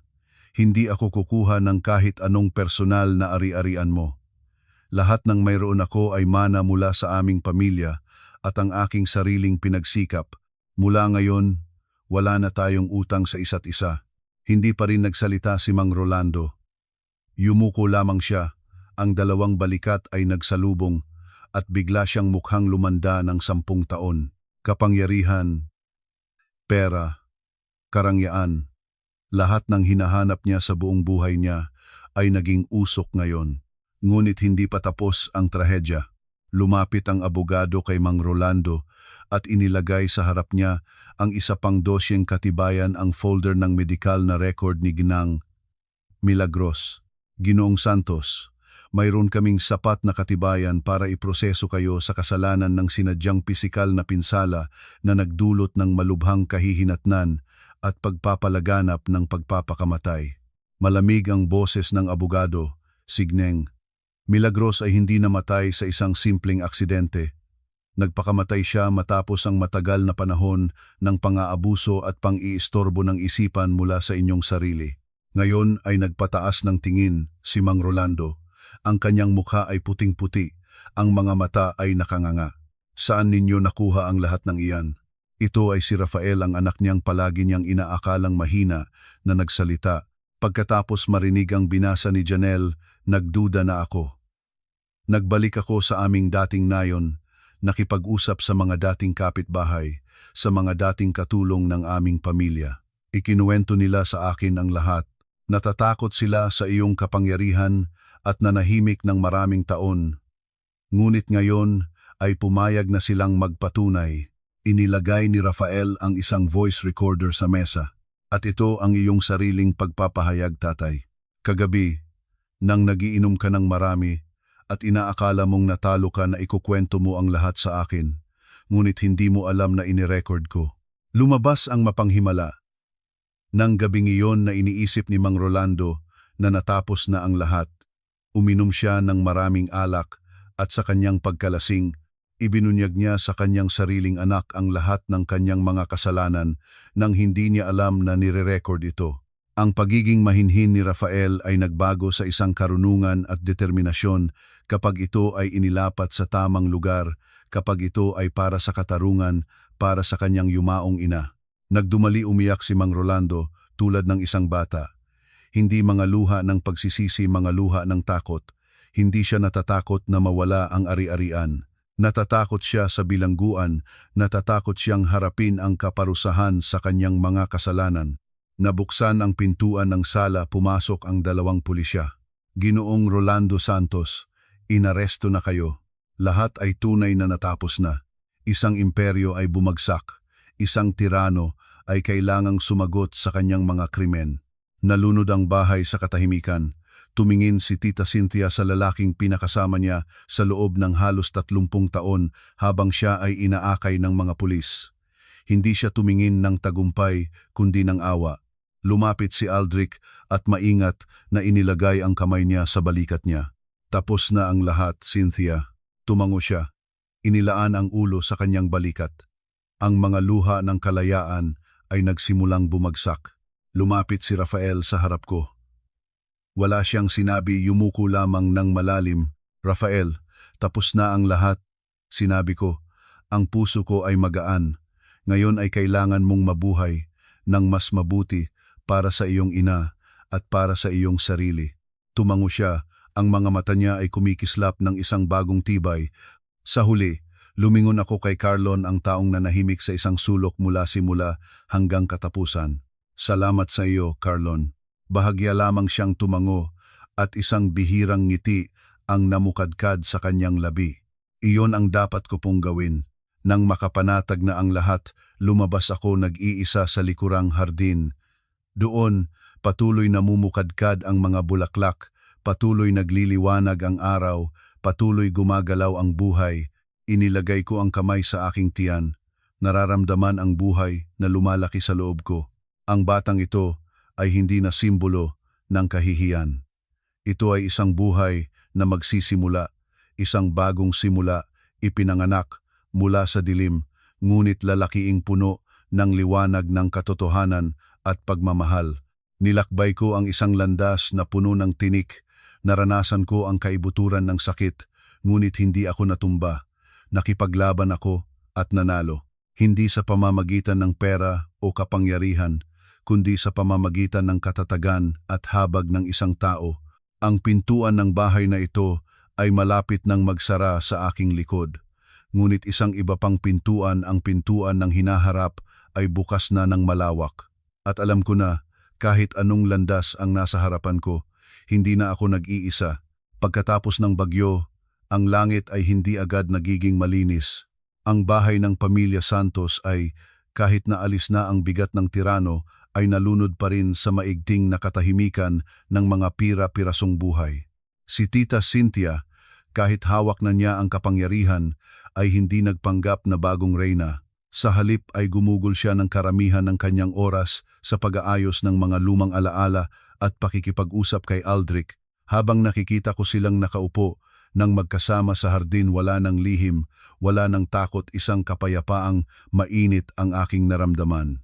Iyon ay isang pagmamahal na hindi na nag-aapoy ng kabataan, kundi ang pag-unawa at alalay ng mga kaluluwa na labis ng napagod.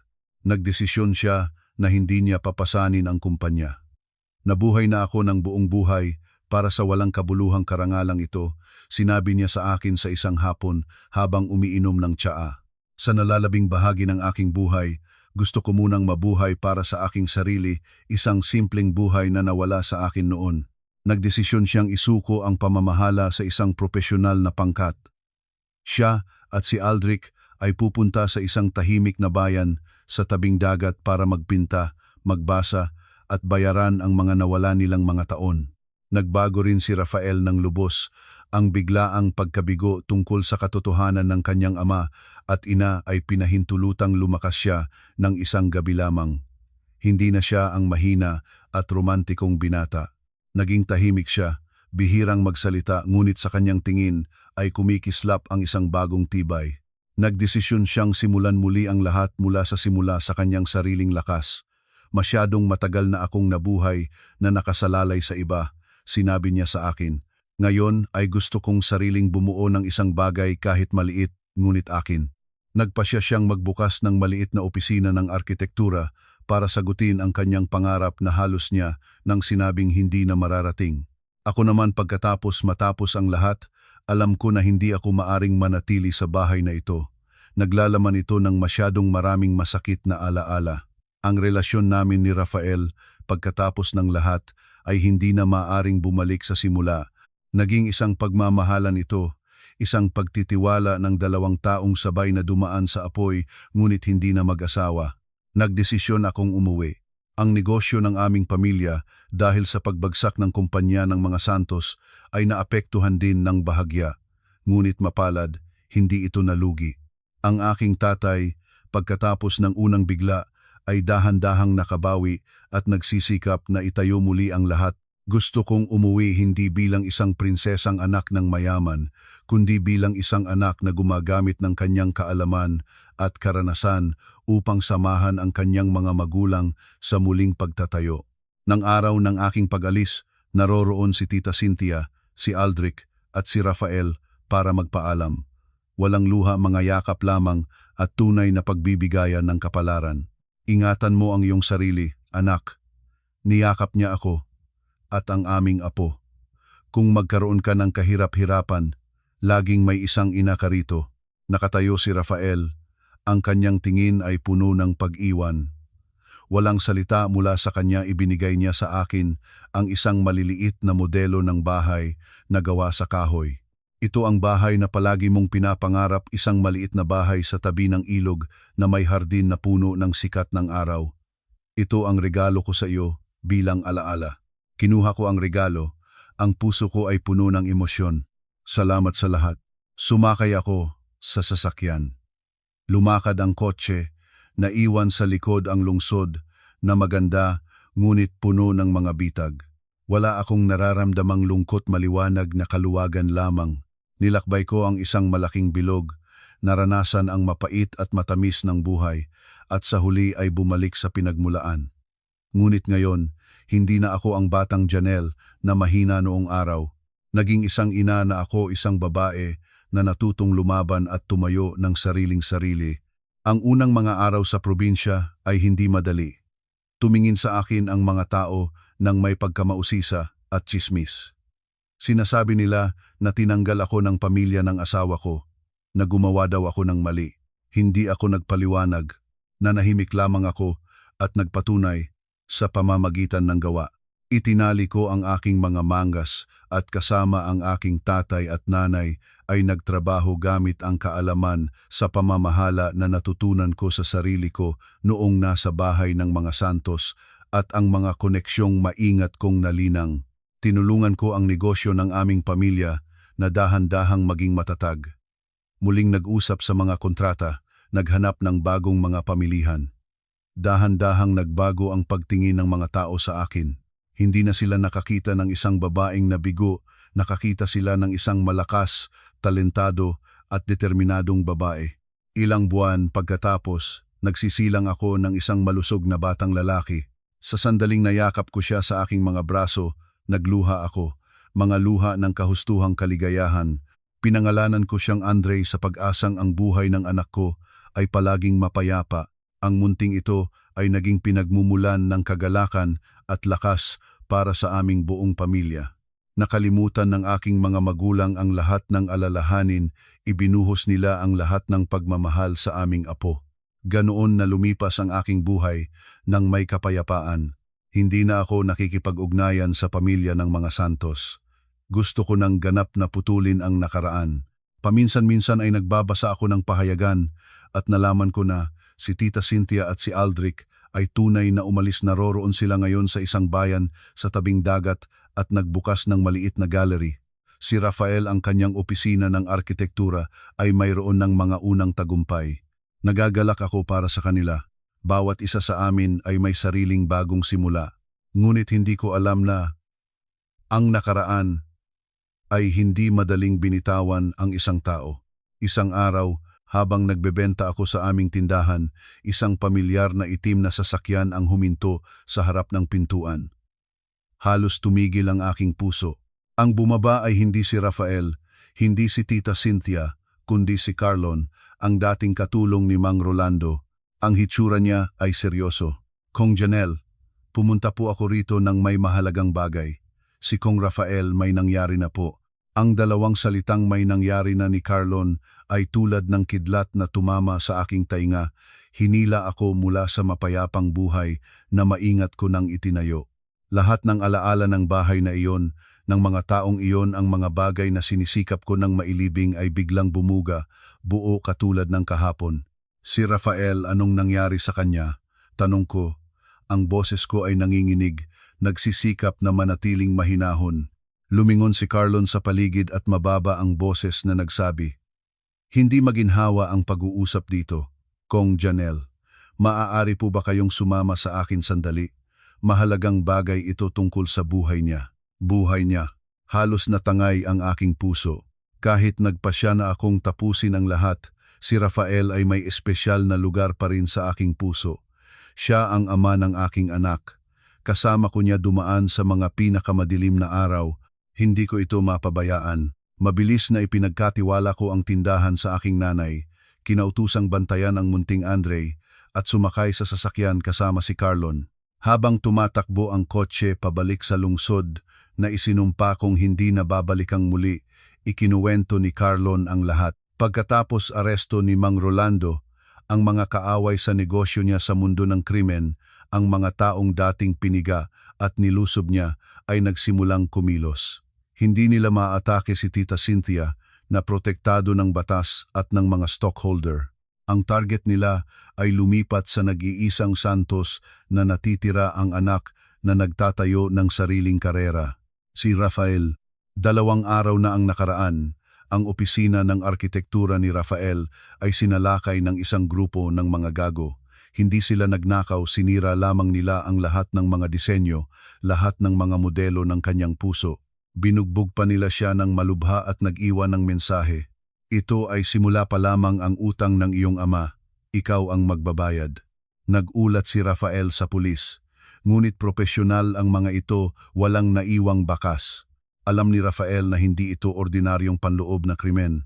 Ito ay paghihiganti. Isang banta. Hindi niya kinatatakutan ang kanyang sariling kaligtasan, ngunit natatakot siya na maaaring hanapin ang aming anak at ako ng mga gago.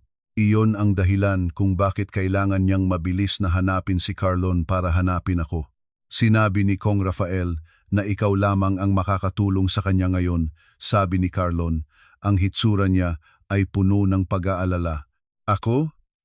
Ano ang magagawa ko? Hindi sa pamamagitan ng lakas, sabi ni Carlon na umiling. Sinabi ni Kong Rafael na ikaw ang tanging nakakaalam ng mga lihim ni Ginoong Santos. May isang bagay na maaaring maging susi sa paglutas ng lahat. At naunawaan ko, ang mga dokumento, ang mga kwaderno ng mga ilegal na transaksyon na kinuha ko sa gabi na iyon.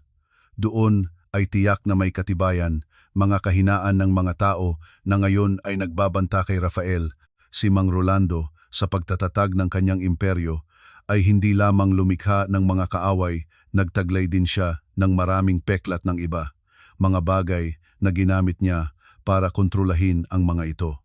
At ngayon, ang mga peklat na iyon ay maaaring maging sandata para iligtas ang kanyang anak. Huminto ang sasakyan sa harap ng isang pribadong ospital. Naroroon si Rafael nakatayo sa kama. Ang ulo ay nakabalot ng puting benda. Ang isang braso ay may wrapping. Nang makita niya ako, nagliwanag ang kanyang mga mata. Janelle, nakarating ka na. Lumapit ako at umupo sa tabi ng kanyang higaan. Narinig ko na mula kay Carlon, Rafael, ayos ka ba? Ayos naman ako. Iling niya. Ngunit nag-aalala ako para sa inyo. Alam na nila ang inyong kinatatayuan. Huwag mag-alala. Hawak ko ng mahigpit ang kanyang kamay. Malulutas tayo nito ng magkasama. Sabihin mo sa akin kung sino ang pinakamataas. Tumingin si Rafael sa akin. Ang hitsura niya ay puno ng tiwala. Si Ginoong Tiburcio, Pangulo ng Tiburcio Realty Group. Siya at si tatay ay dating malapit na kasosyo, ngunit pagkatapos ay naging kaaway. Ginamit ni tatay ang isang lihim para itaboy siya mula sa isang malaking proyekto. Halos napagod ang Tiburcio sa pagkalugi. Si Tiburcio. Binuksan ko ang aking memorya. Ang pangalang iyon, nakita ko na iyon sa mga kwaderno ni Mang Rolando. Mabilis na inilabas ko ang telepono at binuksan ang mga larawang nakatago sa isang ligtas na cloud storage. Nahanap ko ito, isang kontrata ng paglilipat ng lupa na may tanda ng pagpapalso, ilang papel na may record ng mga bayad pasalubong at pinakamahalaga isang USB. Nang gabing iyon, hindi lamang litrato ang kinuha ko, kinopya ko rin ang lahat ng datos mula sa mga USB sa loob ng alkansya ni Mang Rolando. Sinabi ko kay Carlon, maari mo ba akong bigyan ng laptop? Ngayon na. Mabilis na dinala ni Carlon ang isang laptop. Ikinabit ko ang telepono at sinimulan ang pag-decode ng mga protektadong file. Muli naging maliwanag ang mga pamilyar na numero, ang kaarawan ni Mang Rolando, ang petsa ng pagkakatatag ng kumpanya at nagbukas ang isang folder, sa loob ay isang video.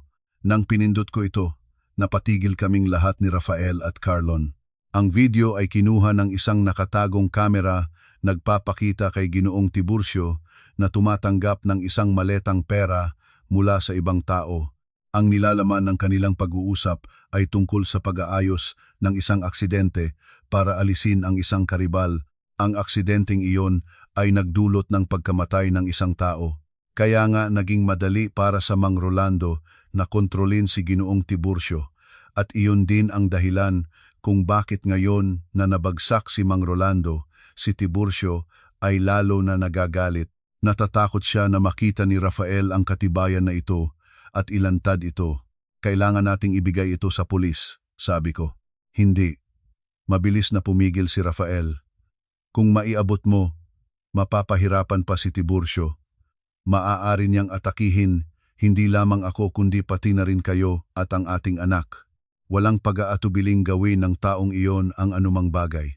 Ano na ang dapat nating gawin? Nag-aalala si Carlon. Nanahimik ako na nag-iisip. Ang harapang pakiikipaglaban sa isang mabangis na hayop na nasok na sa sulok ay hindi matalino. Kailangan namin ng ibang plano. Isang plano na hindi lamang makakapagpaligtas kay Rafael, kundi maaari ring matiyak na si Ginoong Tiburcio ay hindi kailanman makakabalik muli ng legal. At pagkatapos ay isang matapang na ideya ang bumuo sa aking isipan. Hindi ako pupunta sa pulis, pupunta ako kay Tiburcio mismo. Mag-iisa akong papasok sa pugad ng leon, ngunit hindi ako papasok ng walang dala. Dala ko ang isang alok na hindi niya maaaring tanggihan. Isang huling laro. Isang laro kung saan ilalagak ko ang lahat, hindi lamang ang buhay ni Rafael, kundi ang kinabukasan ko at ng aking anak. Ang aking desisyon ay nagdulot ng malaking takot sa dalawa ni Rafael at Carlon. Hindi pwede. Janelle, sira na ba ang iyong utak? Iyon ay isang mapanganib na matatandang lobo, isang mamamatay tao. Ikaw ay mag-iisang pupunta doon at ibig sabihin ay namamatay ka. Mahigpit na hinawakan ni Rafael ang aking kamay, ang boses niya ay nagmamakaawa. Hindi ko ikaw papayagan. Sumasang-ayon si Carlon. Kong Janelle, tama si Kong Rafael, masyadong mapanganib ito. Hayaan ninyo na akong pumunta sa halip ninyo o hindi man, hayaan ninyong sabayan ko kayo. Tumingin ako sa dalawang lalaki na nag-aalala para sa akin, init sa puso ko. Ngunit alam ko na sa larong ito, ako ang kailangang gumawa ng mapagpasyang kilos. Hindi kaya ng kahit alinman sa inyo, mahinahon kong sinabi. Tinutubok ni Ginoong Tiburcio ang bawat kilos mo, Rafael. Si Carlon naman ay tao ni iyong ama, ang kanyang pakikita, kasama ko ay lalo lamang magpapaalisto sa kanya. Tanging ako lamang, isang mahinang babae, isang biktima ng pamilya ng mga Santos, ang maaaring magpababa ng kanyang bantay. Tumingin ako ng diretso sa mga mata ni Rafael. Magtiwala ka sa akin. Walang kilos na ginagawa ko nang walang plano, at mayroon akong plano. Hindi lamang ang video ang nasa akin. Gumugol ako ng isang gabi sa pagre-review ng lahat ng dokumentong mayroon ako. Natuklasan ko ang iba pang mga kahinaan ni Tiburcio, mga proyektong may legal na problema, mga relasyong pangnegosyo na malapit nang magsaguba. Alam ko na siya ay mabagyo, ngunit ang kanyang imperyo ay gumagapang rin. Ang kailangan niya ngayon, hindi paghihiganti, pera at katatagan. At iyon ang trump card na gagamitin ko para makipagkasundo sa kanya. Kinabukasan, tinawagan ko ang opisina ni Tiburcio at humingi ng isang pribadong pagkikita. Sa simula ay tinanggihan ng kanyang sekretarya. Ngunit nang sabihin ko na mayroon akong ilang lumang memorya ni Ginoong Santos na gustong maibalik kay Tiburcio, ang kabilang dulo ay nanahimik sandali at pagkatapos ay hinulugan ako ng appointment sa hapon ng araw ding iyon. Nagbihis ako ng payak, maingat na ayos ng panlabas, mukhang isang asawang pumunta para ipamahagi ang mga alaala ng asawa. Nag-iisa akong nagmaneho papunta sa gusali ng Tiburcio Realty Group. Nang makapasok na ako sa opisina ni Tiburcio, isang marangya ngunit malamig na silid naroroon siya sa kanyang upuang kapangyarihan. Tinitingnan ako ng may pinagsamang pag-usisa at paghamak. Ano ang gusto mo? Tanong niya walang pagbati. Siguradong alam mo na kung sino ako. Payapang naupo sa harap na upuan, inilagay ang bag sa mesa. Pumunta ako rito ngayon hindi bilang manugang ni Ginoong Santos. Pumunta ako bilang ina ng anak ni Rafael at bilang kinatawan niya nang halakhak si Tiburcio. Kinatawan? Ano ang maipakikilala ng isang babaeng katulad mo? Baligtad, nandito ako para sa pagkakataon na mapoprotektahan ang inyong sarili. Lumabas ako ng isang USB at isang makapal na dokumento mula sa bag, itinulak papunta sa kanya. Sa loob nito ay isang video na talagang mahalaga at ilang pagsusuri ng kasalukuyang kalagayan ng pananalapi ng Tiburcio Realty Group. Sa tingin ko ay gugustuhin mong panoorin ito. Kumubit si Tiburcio, kinuha ang USB at ikinabit ito sa computer. Nang nagsimulang maglaro ang video, ang kanyang mukha ay nagbago mula sa mapagmataas na kilos tungkol sa puting-puti at pagkatapos ay pula ng galit. Hinampas niya ang mesa. Kang, mangangahas kang manakot sa akin? Hindi kita tinatakot, mahinahon pa rin ang hitsura ko. Naghahandog lamang ako ng isang kasunduan. Ang video na ito, kung maipadala sa tamang lugar, ay magpapalaging nakakulong sa iyo hanggang katapusan ng buhay mo, ngunit hindi ko iyon gustong gawin. Dahil kung gagawin ko iyon, ang mga tao sa ilalim mo ay lalo pang magagalit at ang aking pamilya ay hindi mapayapa. Gusto ko ng isang solusyon na kapwa maganda para sa dalawang panig. Maganda? Magkano ang gusto mo? Iling ko ng ulo. Hindi ako nangangailangan ng pera. Nangangailangan ako ng ganap na kaligtasan para sa aking pamilya at kailangan ko ang iyong tulong sa isang bagay. Napatigil si Tiburcio. Ang aking alok ay sobrang matapang, sobrang hindi inaasahan. Hindi ko lamang gustong mawala ang banta, gusto ko ring gawing kasosyo ang kaaway at gawing stockholder ang aking anak sa kumpanya ng taong nagpinsala sa kanyang ama. Bakit ako magtitiwala sa iyo? Dahil wala ka ng ibang pagpipilian. Tumayo ako. Ang USB na ito ay kopya lamang. Ang orihinal ay nakatago sa isang ligtas na lugar. Kung may masamang mangyari sa akin o sa aking pamilya, automatiko itong maipadadala. Mayroon kang 1 linggo para mag-isip, tawagan mo ako pagkadesisyon mo.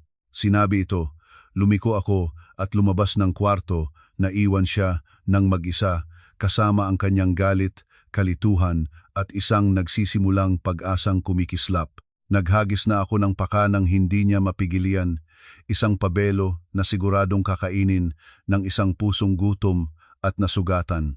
1 linggo ang lumipas sa matinding hintay. Bumalik ako sa probinsya, nagsisikap na mabuhay ng normal kasama ang aking anak, ngunit sa loob ko ay parang apoy ang nag-aapoy. Tinatanggap ba ni Tiburcio ang aking alok? O pipiliin niya ang mas madugong landas? Si Rafael at si Carlon ay patuloy na tumawag para i-update ang sitwasyon. Sinabi nila na ang mga tauhan ni Tiburcio ay umurong at hindi na nagmamasid kay Rafael, isang magandang tanda ngunit wala pa ring siguradong bagay. At pagkatapos, sa ika-6 na araw, nakatanggap ako ng tawag mula sa hindi kilalang numero. Si Tiburcio, sumasang-ayon ako. Ang boses niya sa kabilang dulo ay mukhang pagod at natalo. Bukas ay maari nang pumunta ang inyong abogado sa aming opisina para tapusin ang mga papeles. Huminga akong maluwag. Nanalo na ako. Binulabog ko ang usok na banta sa pamamagitan ng isang mapayapang solusyon. Ginawa ko ang isang bomba na maaari matapos maayos ang lahat, ang buhay namin ay tunay na naging mapayapa. Si Rafael, pagkatapos gumaling, ay sumugal sa trabaho. Walang nagbabantang panganib sa kanya at sa tulong ng mga koneksyon ng kanyang ina, mabilis na lumago ang kanyang opisina ng arkitektura. Patuloy pa rin siyang regular na tumatawag para magtanong tungkol sa amin at sa aming anak, ngunit may pangmatagalang distansya sa pagitan namin. Kami ay magpakailanman magiging matalik na mga kaibigan, mga magulang ng isang bata, ngunit hindi na maaaring maging mag-asawa. Ang sugat ng nakaraan ay masyadong malaki. Para mabago ang aming sarili ng ganap, kailangan naming ng aming sariling landas. Si Tita Cynthia at si Aldrich ay tunay na umalis. Ibinenta nila ang lahat ng pag-aari sa lungsod at lumipat sa isang bahay sa tabing dagat. Paminsan-minsan ay tumatawag pa rin siya sa akin para magtanong tungkol sa apo. Ang kanyang boses ngayon ay wala na ang kapangyarihang uri, may init at kapayapaan na lamang ng isang taong nahanap na ang kanyang kanlungan. 1 taon pagkatapos, sa kaarawan ng unang taon ng aking si Andre, dumating ang isang bisitang hindi inaanyayahan si Rafael. Pumunta siya ng mag-iisa, may hawak na maliit na regalo. Unang beses niyang bisitahin ang aming bayan, unang beses niyang personal na makilala ang kanyang anak. Nang hawakan niya si Andre, namamaga ang kanyang mga mata. Ang batang lalaki ay hindi natakot sa estranyo, ngumiti siya ng malaki at itinaas ang kanyang maliit na kamay para hawakan ang mukha ni Rafael. Salamat, Janelle. Ang boses niya ay puno ng emosyon. Salamat sa pagbibigay sa akin ng pamilya kahit hindi ito kumpleto. Pamilya mo rin ito, sagot ko ng ngumiti. Nang gabing iyon sa ilalim ng bubong ng aming bahay ay matagal kaming nag-usap. Binisita niya ang kanyang ama sa bilangguan. Siya ay matanda at humina na. Pinapadala niya ang kanyang hiling ng tawad sa iyo. Sinabi niyang nagkamali na siya. Nanahimik ako. Ang pagpapatawad ay hindi isang madaling bagay, ngunit ang pagpapanatili ng galit ay wala ring silbi. Tapos na ang lahat, sabi ko. Anong plano mo sa hinaharap? Tumingin siya sa akin, may bahagyang pag-asa sa kanyang tingin. Janelle, gusto mo bang bigyan tayo ng pagkakataon para sa aming anak? Tumingin ako sa kanya, pagkatapos ay lumingon sa aming tahimik na bahay kung saan ang aking mga magulang ay naglalaro kasama ang aming apo. Minsan ay inisip ko na ang kaligayahan ng isang babae ay nangangailangan ng isang lalaki sa tabi niya.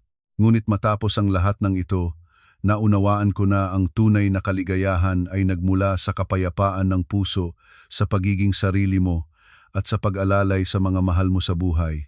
Sa palagay ko ay hindi, Rafael. Mahinahon kong sinabi, masyadong maraming peklat ang naiiwan ng nakaraan. Maari tayong maging magkaibigan, maging mabubuting magulang para kay Andre, ngunit hindi maaaring maging mag-asawa. Nahanap ko na ang sarili kong kaligayahan dito, isang simpleng at mapayapang kaligayahan. Umaasa rin akong mahanap mo ang sarili mong kaligayahan. May bahagyang lungkot si Rafael sa tingin, ngunit ngumiti pa rin siya. Naiintindihan ko. Basta maging maligaya kayo ng aking anak, masaya na ako. Nanatili siya ng isang gabi at umalis kinabukasan. Nangako siyang madalas na babalik para bisitahin ang kanilang anak. Nang mawala na ang kanyang sasakyan sa aking paningin, kinalong ko si Andre at tumingin sa landas ng baryo na paikot-ikot sa likuran ng bahay. Hindi ko alam kung saan patutungo ang aming kinabukasan. Magbubukas ba ako ng puso sa ibang tao o mananatiling nag-iisa para sa aking anak? Hindi ko alam. Ngunit alam ko ang isang bagay, ang buhay ko mula ngayon ay ako mismo ang magpapasya. Nagmula ako sa pagiging isang piyong na kinokontrol ng iba, naging isang tao na sarili niyang pinamumunuan ang laro ng kanyang buhay. Nawalan ako ng isang pag-ibig. Ngunit nahanap ko muli ang aking sarili, nahanap ko ang kalayaan at dignidad. Para sa akin, iyon ang pinakadakilang tagumpay. Ang kwento ko ay marahil hindi ang isang kwentong pang-engkanto na may perpektong katapusan. Ito ay isang kwento ng buhay, may lahat ng kulay ng liwanag at dilim, may mga sakit, mga pagkakamali at mga paglago. Pinaaalala nito sa ating lahat na kahit ilang beses pang ibagsak ng buhay ang isang tao, huwag kailanman sumukuan ang pag-asa at huwag kailanman mawala ang malasakit. Pagkatapos ng ulan, sisinagan muli ng araw, at ang kaligayahan ay hindi palaging ang destinasyon, ito mismo ang paglalakbay na tapang na tinakad natin.